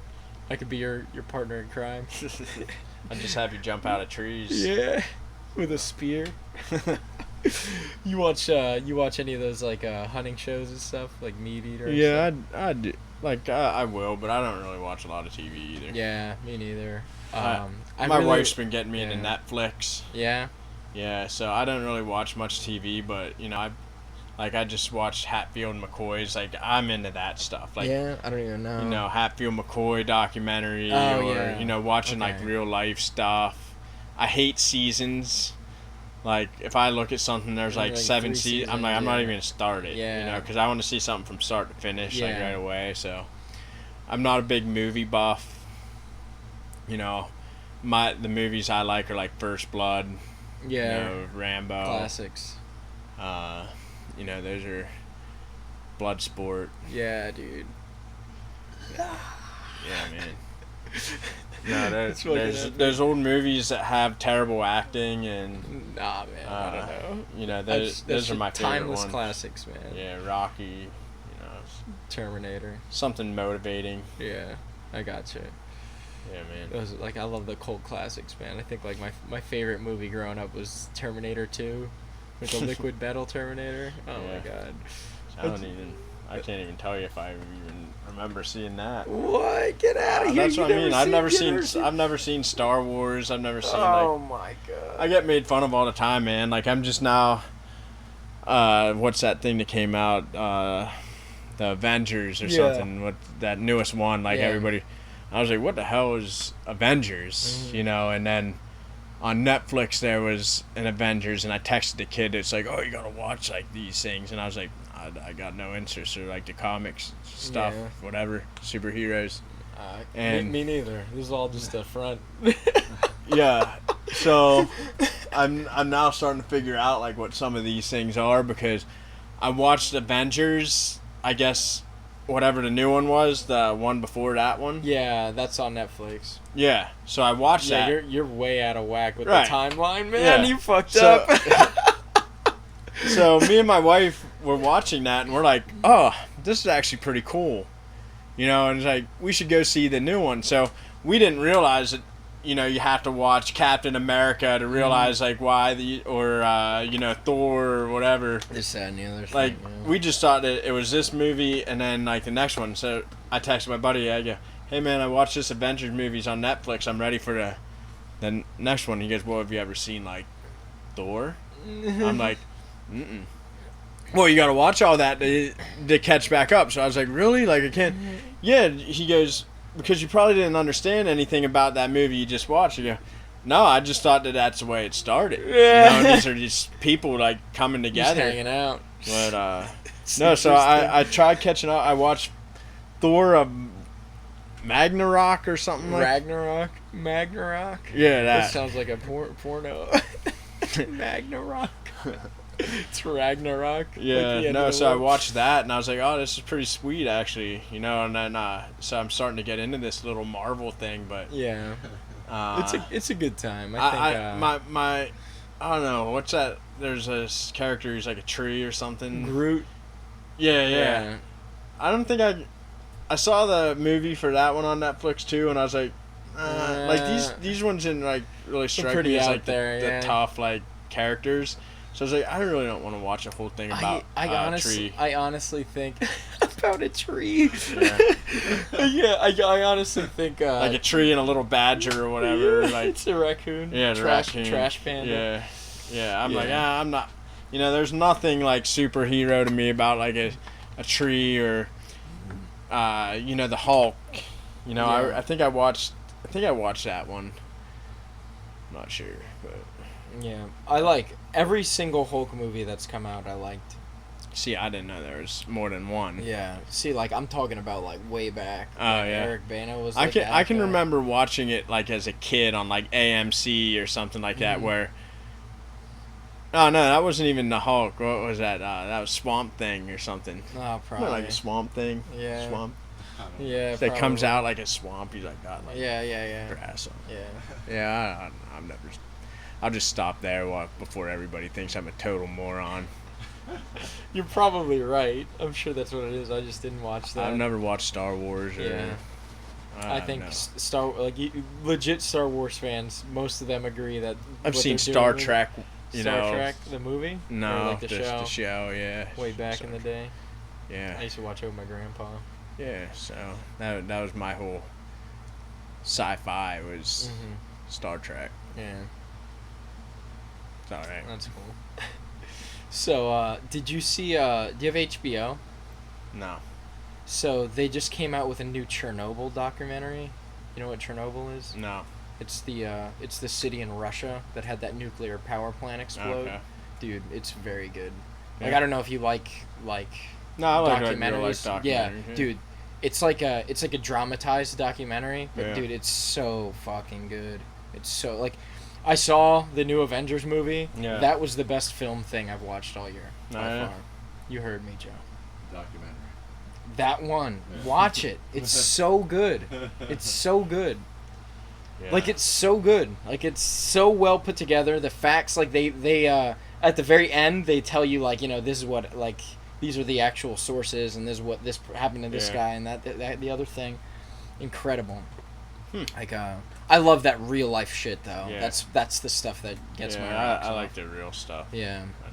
Kind of interests me. You watch I'm trying to think just going back to the comic thing, The Punishers on Netflix. You watch that one? My brother was watching that, and he told me I should start watching. I think that one you might like. I think you might like that one. There he is, right there. There's another thing someone told me to get into was Yellowstone, Oh, but I don't think that's on Netflix. I looked the other day, but like, I'm kind of into that, like, war movies. Yeah, dude. You What's know, your favorite war movie? I don't know. I got like two.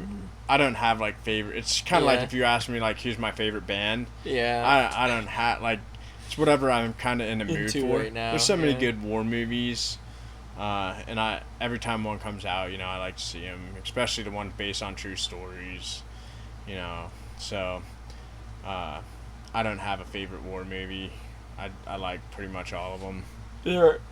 Most of them are pretty good. The ones that are based on real stuff. Yeah. Did you see that Battle Los Angeles movie? It's about like aliens. Did you see that one? No, I don't like. That's another thing. Like anything that will say aliens in it, I probably won't watch it. Or Battleship. I'm not like- like it. I'm not sci-fi at all. Like Yeah, no, that's all right. But I'm saying like I saw those when I was in the military, right? Like it was like I was in like it wasn't basic training. It was like AIT. So you got out on the weekends. So me and the guys would go, and we'd be all like laughing the whole time because we're making fun of the movie. Yeah. Like it was so funny because I was pointing out things that were wrong with like the uniforms and everything, not saying anything about the aliens and how wrong that is. Yeah. Like that doesn't make sense. That they have a Navy person over here with the Air Force. That doesn't add up. Yeah. That's funny. Just ridiculous. But yeah, that's pretty crazy, man. So something I don't know if a lot of people know is that you're actually a pretty good guitarist, man. I heard you fucking around while we were setting everything up. I was impressed. Yeah, thanks, man. So what you want to tell me, like what kind of crazy bands you were in? Death metal, right? No, I was in like a hardcore scene there for a little bit, and first time I, was, like attending that stuff though, and like started seeing people like light their shirts on fire and like swallow it. Like I was like, kind of like the music, but it's kind of a This little bit too culture's kinda toxic. hardcore for me. Like coming in here, and I didn't really fit the scene too much. As much as I like to play that style of music. But What was your band? What was the name of your band? so we had like a little thing called White Boy Troy. Yeah. Yeah, back in high Was school. the lead singer Troy? No, Guy he's a named drummer. Troy? Yeah, he's a drummer. White Boy Troy. The lead singer of the band that died a couple years ago. Oh, man. Like a year ago. I don't know. Yes. But yeah. So then I, played more traditional country style stuff. Like that's what I'm comfortable with. Finger picking and more that traditional country sound. Not the new country. I can't stand the new country. That arena country stuff. But it could still be new, but it has to have that more traditional feel to it, or like more of a folk sometimes feel Folky to stuff. it, or You like bluegrass. Bluegrass. Yeah. Love bluegrass. So I love to play bluegrass music. But yeah, so and then I used to play out, do like solo acoustic stuff at a couple bars every now and then. Never made any money doing it. It was more like It's a fun thing to do at the time. yeah, like we're having an open mic or something like that, Yeah. or somebody, so whenever I was doing like acoustics, playouts and stuff like that, it was more that type of stuff. I write a lot of my own stuff. I don't do a lot of cover, and try to get creative and have some different inspirations that kind of develop my own unique little style that I have between kind of bluegrass, traditional country, punk, type stuff, that just kind of blends in inspirations from all of it. So that's fun. I think so. I think so. Nothing like you though, Brattlebard. Oh man, they don't call me the Bard for nothing. Yeah, I didn't buy a skirt yet to wear it. Oh yeah. Any of my You should have came to my one show with Andrew, man. It was so good. Well, Andrew came. He didn't play with me. I'll show up at one of them. All right. I'll hold you to that. I actually have one in September. I don't know if it's the week you're gonna be gone, but Yeah. I'll Let let me you know, man. I will. I'll blast everyone like I normally do. Send to all. Yep. Sure. Oh man, my sign's crooked over there. I'm gonna fix that. Home is where the bus is. My ex-girlfriend made this when I first bought the bus. Sorry about that. It was just bothering me. I just realized. Huh? It was just bothering me. The sign was messed up. It's still a little off. Damn it. Alright. Good enough, though. Did you turn the camera? That's funny. What are we working with for time? About hour and 45. Yeah, man. So It's been fun. yeah, man, it's good. It's good. I learned a lot. I see your work ethic. I'm kind of curious where your kind of drive came from. Like the way you were raised. Like you were saying, you didn't come from like a lot of money and stuff. Like you just had the means to make ends meet and stuff. And that's Yeah. I think honestly a lot of the best people I know came from that kind of circumstance. They weren't very spoiled growing up, Yeah. or if they were, they kind of acknowledged the difference between the reason they need to take nothing for granted was Yeah. still there, with those people that maybe were a little better off. Those people are the better people to keep in your corner, in my Yeah. experience. I think that some of the things whenever you were a kid, that there's a lot that you take from your childhood, but you don't really realize how it impacts you like in the moment, versus how it impacted you, now. Yeah. But I grew up in a very structured house, Yeah. where things had to be done a particular way all the time. It was, my room had to be clean every day. There, couldn't be any dust on my dressers. The floors had to be swept. We had to do the chores outside, and that was a daily thing. And on top of that, you know, whatever sport was in season, you know, whether it was baseball or whatever, like my dad would, you know, always basically be like, hey man, you gotta, you know, when you guys get home, you and your brother, you know, you gotta go out and throw the baseball, or, you know, have batting practice, or we had a batting cage and stuff like that he built. And, you know, so it was always, and then me and my brother were always really competitive with each other. You know, we were always on the same teams, and, you know, just through that. So we always had structure, and, you know, a lot of people could argue that we may have had too much, you know, and I could, you know, make that. Like, I'm obviously not grounding my kids, you know, if There's dust on the dresser. yeah, you know, I'll just say, hey man, we need to make sure you clean your room, you know, like, that's important. But, like, I'm not gonna, you know, chastise you for, you know, not having something done. But you know, so having that structure, and just, you know, what I think my parents were really good at was they didn't necessarily care what I did, but I had to do something. You know, it wasn't, and you had to do, if you weren't allowed to quit. You know, you had to at least get through, you know, the year or whatever, and you weren't allowed to quit, because you could be in that first couple weeks and have a bad experience, and then you quit, and then not realize, you know, that this ends up being something awesome, right? So that was kind of the rule. It was like, hey, well, what do you want to do? It doesn't matter if it's basketball, you know, or tiddlywinks, you know, like, if you're going to do something, you got to be the best at it, you know, you got to, or do your best at it, and you got to practice it and work at it.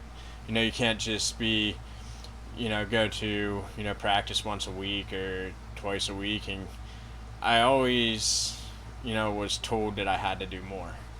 And my parents put me in those situations, you know, growing up and going through my childhood, you know, whether it be camps or, you know, private instructions on certain things. You know, me and my brothers were, you know, going to those things, and, you know, we made it enjoyable. You know, my dad never burned me out. My mom never burned me out with anything. You know, whenever we were in second grade, you know, I know a lot of people, you know, that were good wrestlers in, like, elementary school, and you're like, oh, this kid's going to be a freak, and then they end up never even wrestling in high school, you know, because their parents are kind of living through them and being like, oh, you're going to cut weight when you're 7 years old and 8 years old, and, you know, you got to get that advantage, and whatever. You know, I had one loss in junior high, period, you know, but nobody ever came to me and goes, hey man, you were an awesome junior high wrestler. You know, nobody remembers it because it's irrelevant. So you have to, you know, understand that type of stuff. And you know, so I think, getting back to your question, I mean, I think my drive just came through, you know, my a balance between, you know, my parents saying, hey, you have to do something. We don't care what it is, and you have to work at it, and you're not allowed to quit, you know. And at the same time, you know, understanding that, you know, if in second grade, they're like, pick 4 tournaments that you want to do. You're not doing 8 or 10 or having 100 matches. You're going to do 4 tournaments, and then you can wrestle like Junior Olympics or whatever. And, you know, so maybe we got 15 matches in where, you know, other kids were wrestling like 70, 80 times, you know, because their parent, and then all of a sudden it burns them out, you know, and they're like, this isn't even fun for me. So I just think through that, you know, it's having those, you know, basic principles, those basic rules, and then,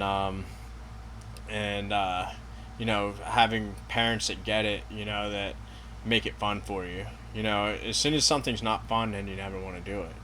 You know, so that's the biggest, most important thing is, you know, having the discipline to do something, but also making it fun. You know, and that's hard to do. It's hard to do, because to be good at something is normally not, like, working hard isn't fun, it's satisfying.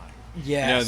You know, the result of it is satisfying, and, like, that's why when people work hard, or you're going through that sprint workout or whatever, you're not having fun, you're in pain, you know, or you're like, you know, and then but you know that you push through that end result is always better than fun.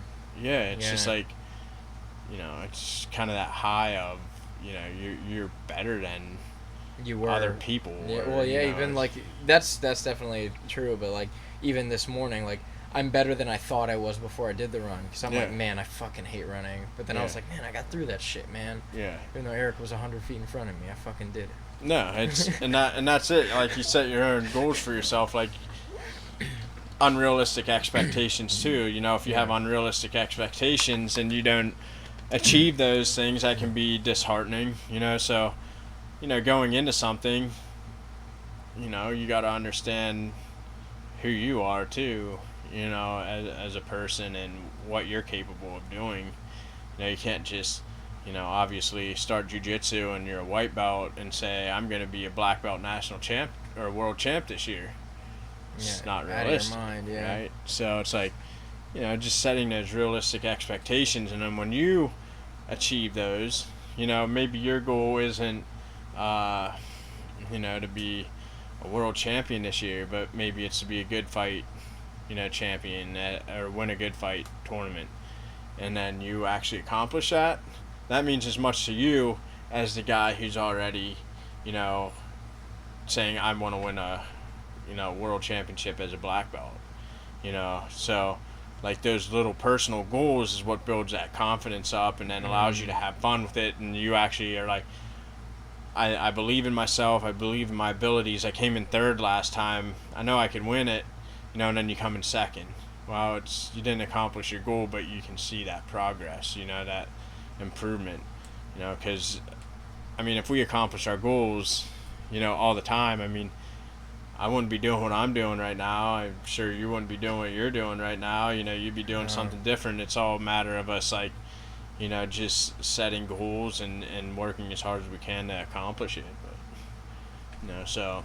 Yeah, there's definitely something to trying to do something that either no one you know is going after, but you see that it's being done by people you look up to, or even just hanging around with the people that are at the top. Like, obviously, like you and Andrew are crazy high-level athletes, and the fact that I get to spend that time with you guys, training, doing what you guys are doing to harness that potential, that's what it's all about for me, personally. Like, I wouldn't even be doing this podcast if everyone had a fucking podcast. I'm like, man, there are some amazing people out there.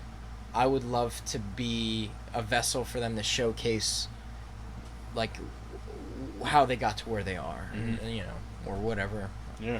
You know. And you probably take this podcast and look at other people who have had successful podcasts and, you know, try to take ideas from those and make it into your own, and, you know, that's all part of it. Yeah. You know? Well, it's crazy because some people, like, when I started this and I was telling people about it, and I was like, you know, I know a lot of people that are pretty, you know, high level at what they're doing, and they're like, yeah, who cares though about those people? I'm like, dude, everyone should, because they're extraordinary individuals. Like, everyone that I plan to have on this has impacted my life in some crazy way, or impacted other people's lives in some crazy way that I can see in plain sight. Like, it's tangibly significant. Yeah. And I think this is something that, like I said, if everyone was doing it, I wouldn't be doing it. Right. But no one's giving people a platform in this area, and like, or even like around my life, or like anyone's life that I've had on or plan to have on. Yeah. You know. And the Joe Rogan podcast obviously is a huge thing. Like, I tell everybody when I invite them onto my show, I'm like, hey man, like, you watch a Joe Rogan podcast? Well, I run a podcast kind of like that, but I like do a thing with the person, and it's I try to make it significant in that way. But no, it's pretty cool, man. Yeah, I've enjoyed it. Yeah, thanks. It's fun. I don't really, speak to the public very much. So it's sometimes it's fun to tell your story about stuff, and you've, you know, put that opportunity out there too. Yeah. So it was definitely good to hear you talk about that. Is this another, like, your shirt? I'm just like, I've been fucking looking at it for 2 hours. So Killer Gear. Yeah, is that just a brand you really like? What made you decide to wear that shirt onto the show? No, but most of my stuff revolves around something like that. So, Killer. I mean, gear. you go into my closet and pick something. It probably something patriotic or with the American flag. yeah. I'm one of those guys that Yeah.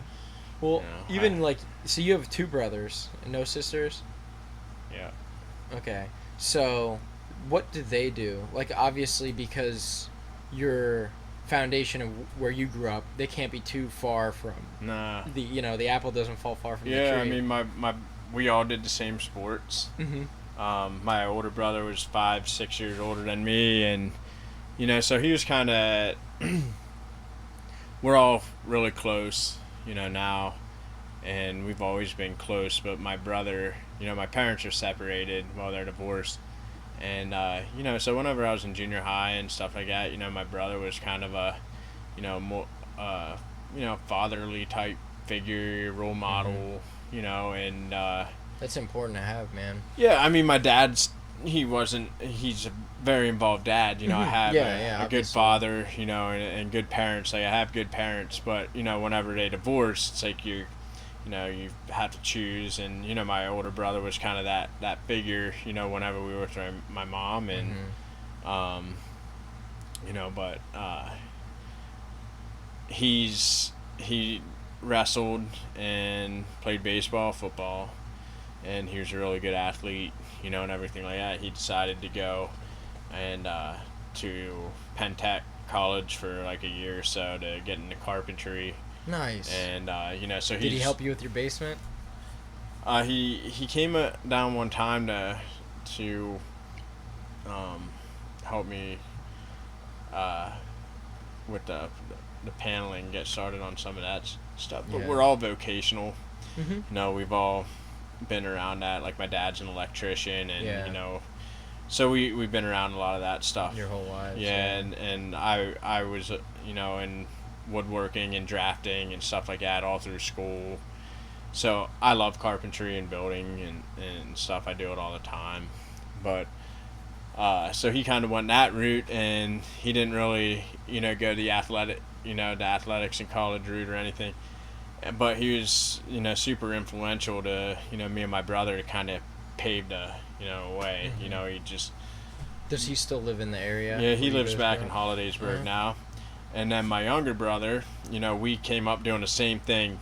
Every team, we were on the same team, and it's like my workout partner for everything. So we had like a different relationship where, we were athletes, brothers, we're best friends, and we competed against each other, and we happened to be good athletes. So that, I think, pushed us even further, because now I'm competing with my brother, who's considered one of the top athletes in the area, also. So now I'm always trying to compete with like the best people all the time. Yeah. And whether it was baseball, football, or wrestling, baseball, we both competed at high levels. We're considered top baseball players in our area. Who was considered the better wrestler of you two? Who has the better record? Well, Brian had he actually had more wins than me, and probably has accomplished more than I have. We both kind of have the same similar story, where we were both kind of those head cases. Both D1s. Yep. Yeah. And his story in college pretty much the same as mine. It's just we never really fully believed in ourselves, like in our ability. If I had my mindset now and put that on my 20-year-old self, that's whenever I could accomplish. But that's it's so much mental. Wrestling's probably 90% mental. Golfing, something like that, like where it's that much mental, toughness goes into the sport, to be successful. But if we wrestled in a match, which we've done 100 million times, I've probably gotten the better of him. I've always been a little bit bigger than him, but to say that I was a better wrestler, probably not. We were both probably on this pretty level, similar, playing field. People probably wouldn't have said one way or the other. We were kind of different styles, and we complemented each other well. He was one weight class below me pretty much all the time, and we trained all the time together, so I normally had the better of him probably just because of weight, but you know, I certainly wouldn't consider myself a better wrestler than him, but yeah, probably not at all. So probably pretty close. Yeah, that's awesome though. Yeah. The youngest one. Yeah. Yeah, man. But now he's in the military. He's in the Army. So doing good things with that. And that's kind of where you come from with the patriotism, like with no, the I was one always mission that way. Oh, okay. You know, we've had a pretty patriotic family. You know, my family has a history of, you know, being in the military, and all of us, me and my brothers, have all dabbed in the military option. And when I was in high school, you know, I had a recruiter and stuff like that, and I was being told I'd have a hard time with my hearing, you know, getting in, so it kind of put a damper on, you know, me wanting to go. Did you like blow your ear out? It's hereditary. It's just, you know, yeah, I have hearing loss. So, you know, my brother took advantage of the opportunity when he, right after college, you know, went in, did his thing, and, you know, been around country, and he'd been deployed twice, you know, so he's doing good things. Yeah. But America. Huh? 4th of July was a perfect time to celebrate his patriotism. Yeah, man. No, he was Service just to the recently country. up. I took him into the gym a few weeks ago. Who was at Naga in June? That was my or older in brother. August? That was your older brother. Yeah, so we all still do jiu-jitsu and compete. My older brother's actually going out to the IBJJF, the New York Pro invite in July. So like 2 weeks or next July 17th, I think he's going to New York. What belt does he have? Blue. We're all blue belts. Oh, so nice. I was the last one to get it. That's funny. They all had it before me, Mm-hmm. so I'm looking up to them. Who has the best jiu-jitsu record? Well, I've accomplished the most in jiu-jitsu. You know, my younger brother really hasn't competed in any tournaments. He just trains it, but I mean, he's an animal. Yeah, no My brother doubt. would go and Always in do the same military. stinking thing, It's you probably know, hard to like compete. and then Jeff, you know, he's doing pretty well. He trains really hard, goes in almost every day, you know, and trains, so he's picking it up and, you know, trying to do some of these bigger tournaments and everything, so I expect him to do pretty well coming up in July. But yeah, it's nice to go home, train with your brothers. I mean, that's pretty much, if my brothers are around, it's, you know, we're beating each other up. Yeah. You know, we wake up, we beat each other up. And go through the day, we beat each other up. So it's just kind of one of those things. We like to beat each other up. Yeah. That's the only thing This is we know. how it's always been. Yeah. Yeah, I mean, it's kind of like some people get annoyed with me because I'm so touchy, you know, because like with me and my brothers, like if they're around, I just put them in like a front headlock, hey, what's up, man, or snap their arm down, or like pull them around, just get in on like a high cross, you know, and we're roughhousing, and you know my brother's like punching me in the arm just as I'm talking to someone else. I'm just like, dude, you know, like, you know, so we're like kind of aggressive and you know, That brotherly love. yeah, but it's hard for me sometimes because like I don't have anybody to like do that with, like if we're with like my friends and stuff, like, and I go over to them like, what's up, man, like, get off me, like, you know, it's like, yeah, sorry, man, I'm just like, I need like I'm that way. you know, I just need like one of those like moments, just like pull someone around or have someone pull me down or snap me down a little bit. I'm but, gonna keep that in mind from now on.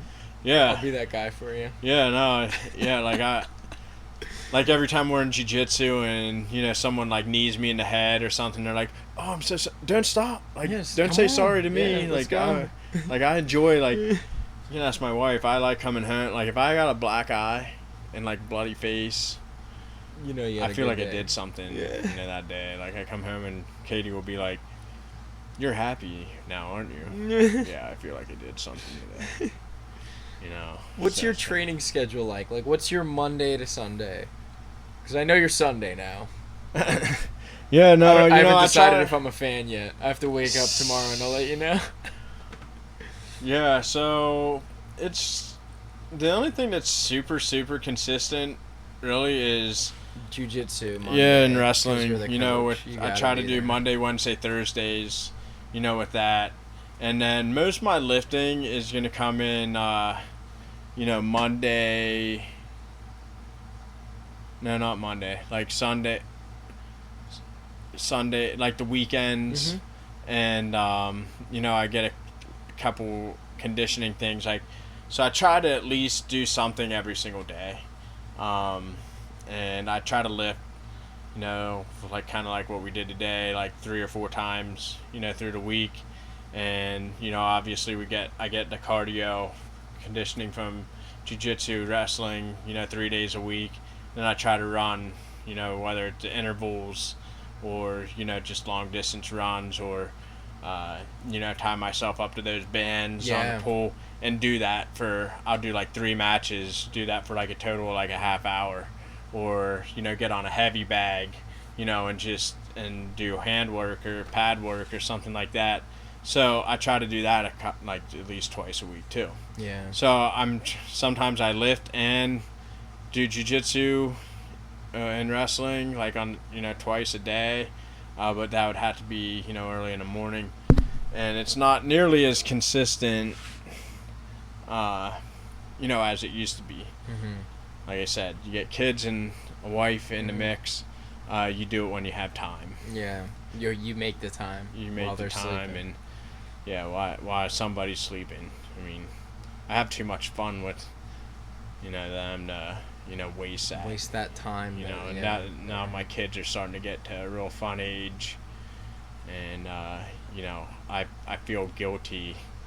Whenever I'm like, whenever they're like out, and if I'm not around, like I feel guilty. Like I just want to be a part of all those moments. I don't want to look back and be like, oh man, I wish I would have not been training and been around. Like I said, training's secondary for me.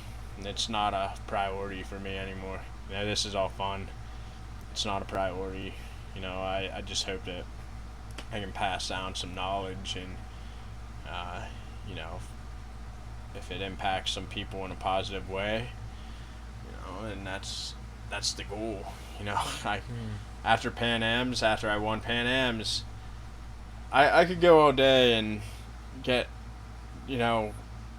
one text message or a couple, and it's normally from my wife, maybe my brothers and my mom, dad, whatever. But normally on a regular day, like I'm not getting like, a ton of stuff. And then after PANS, I mean, it was over. By the time I got my phone, after I got on the podium, got my medal, went back to my bag, got my phone, I had like 60, 70 text messages from people. Like, I don't even know like half these people, but they're following my story. Like, somehow. On Instagram. Yeah. Or on Instagram, or just people in the area that words got around. That here's this guy with a full-time job, has a family, and he just competed in one of the most prestigious tournaments in the world in that sport, and you go and win at your rank level, right? And people who, it was really overwhelming. Like, I actually was eating dinner in California with my wife, and was going through these text messages, like I'm like, Katie, I'm like overwhelmed, right now with the amount of people that you don't really realize, because I don't expect it. In this sport, you're not famous, like, unless you're in the Olympics or something like that. Yeah. But you don't get famous. People don't care. It's not like football, where you get all this money and people know who you are. You're on TV all the time. It's not that way in the sport, and we don't do it to get that. like I said, we do it too because winning is contagious satisfaction. Yeah. Like, you know, there's more to money, you know. And the fact that all these people were reaching out, and I never even would have guessed, you know, in a million years that this many people were like following, you know, kind of my journey per se, or, you know, just cared enough to reach out to say, you know, congratulations, you know, we were watching you, this is amazing accomplishment, blah blah blah. And I actually got choked up, you know, while we were eating supper, and I was, you know, my wife was like, hey, don't cry, you know. I'm like, trying not, like, tears just started coming out. Like, it was actually just one of the most humbling moments, Yeah. you know, because you do it for so long, and it's probably not the best thing I've even ever, you know, it's definitely not the best thing I've ever accomplished was winning that tournament. But, you know, social media now versus then, you know, more people hear about things, and you're just so numb to, you know, just like a small circle of people caring, you know, or wondering how you're doing. And then when you can actually impact some people, I had little kids text me that I really didn't even know, that said like, oh, you're my role model, you know, like I look up to you so much, and like just stuff, numbers I didn't even know, that said, congratulations, Eric, this is awesome, you know. It's like all these people that took the time that probably didn't even have my number to ask somebody what my number was, just to, you know, if you look at my Instagram post, you know, whenever I won that tournament, like doubles the amount of likes than anything that I've ever posted on there. Yeah. You know, you get your normal, you know, I don't have that many followers, you know, I've only been on there a couple months, and, you know, to be quite honest with you, I don't know how people get so many followers, and I really don't care. I think having boobs helps. Yeah, or if you're shirtless in every picture or Yeah. something like that, but Yeah. but yeah, I mean, it was just crazy. You know, you talk about impacting someone's life, and, you know, those little things that makes it worth it, you know. So it's been a fun journey. I know I'm not going to be doing this stuff, you know, all that long. You know, I look forward to, you know, my kids and stuff getting into something, and me, it'll be so much more fun for me to watch them, Mm-hmm. you know, do things, Carry and the be glory successful through the bloodline. Yeah. Down the next generation. You know, so I figure, you know, if I got another, you know, couple competitions left in me to do, then we're gonna do it, and if something comes up, then I'm not, you Yeah. know, so, but it's kind of where I'm at. Mm-hmm. That's awesome, man. Yeah. Try Brattlebard. What do we got here for time? I think that's Yeah, 2:15. 2:15. You have any last words you want to share, man? I don't. I appreciate, you know, you bringing me on and talking about things I don't really talk about too much. So Yeah, man. I'm glad you had the time, and it's an honor for you to come out here and share that stuff with me, man. appreciate it. Had a lot of fun. Yeah. It's been a fun day. Is it awkward to sit this close? to Nah, me? man, I'm used to tying up with Right? people. and singlets, man. Yeah. You know, I was the homosexual Shirtless. dude in high school because Right. I wore singlets and wrestled guys. So It's like, nah, oh, you like rolling around on mats with dudes. yeah. So that's Isn't what that everyone. funny? That's what everyone always said to me, but I never seen any of them want to fight. So Yeah. I'll drink to that, man. yeah. So, do you wanna what's your social media if anyone wants to find you on social media? I only have Instagram. Okay. You know, Eshaw184. Yep, No, and I we don't- have that in the description as well. Yeah. So you know, if you guys want to get on there, it's fine with me. If not, but more importantly, I think that if you guys, you know, go to anybody who works out or, you know, wants to support a cause, you know, Terra Grappler, you know, visit their site and their page, see what they're doing. All awesome stuff. If you have kids that are wrestling or getting into grappling or working out, they got awesome stuff. I'm telling you, you purchase something from them, you're you know, donating to St. Jude charity, and also I can guarantee you will be satisfied with the product. product. Yeah, and we have that link in the description too. Yep. So. Yep, or it's in my bio. The companies I support or support me are in my bio. One Mission Nutrition and Terra Grappler. So more importantly than going to my page, check out those guys and see if you like what they're doing. All right, homie. Well, thanks for coming out, bro. Yeah, thanks, man. I appreciate you having me. Yeah, it was a good time. All right. Cool.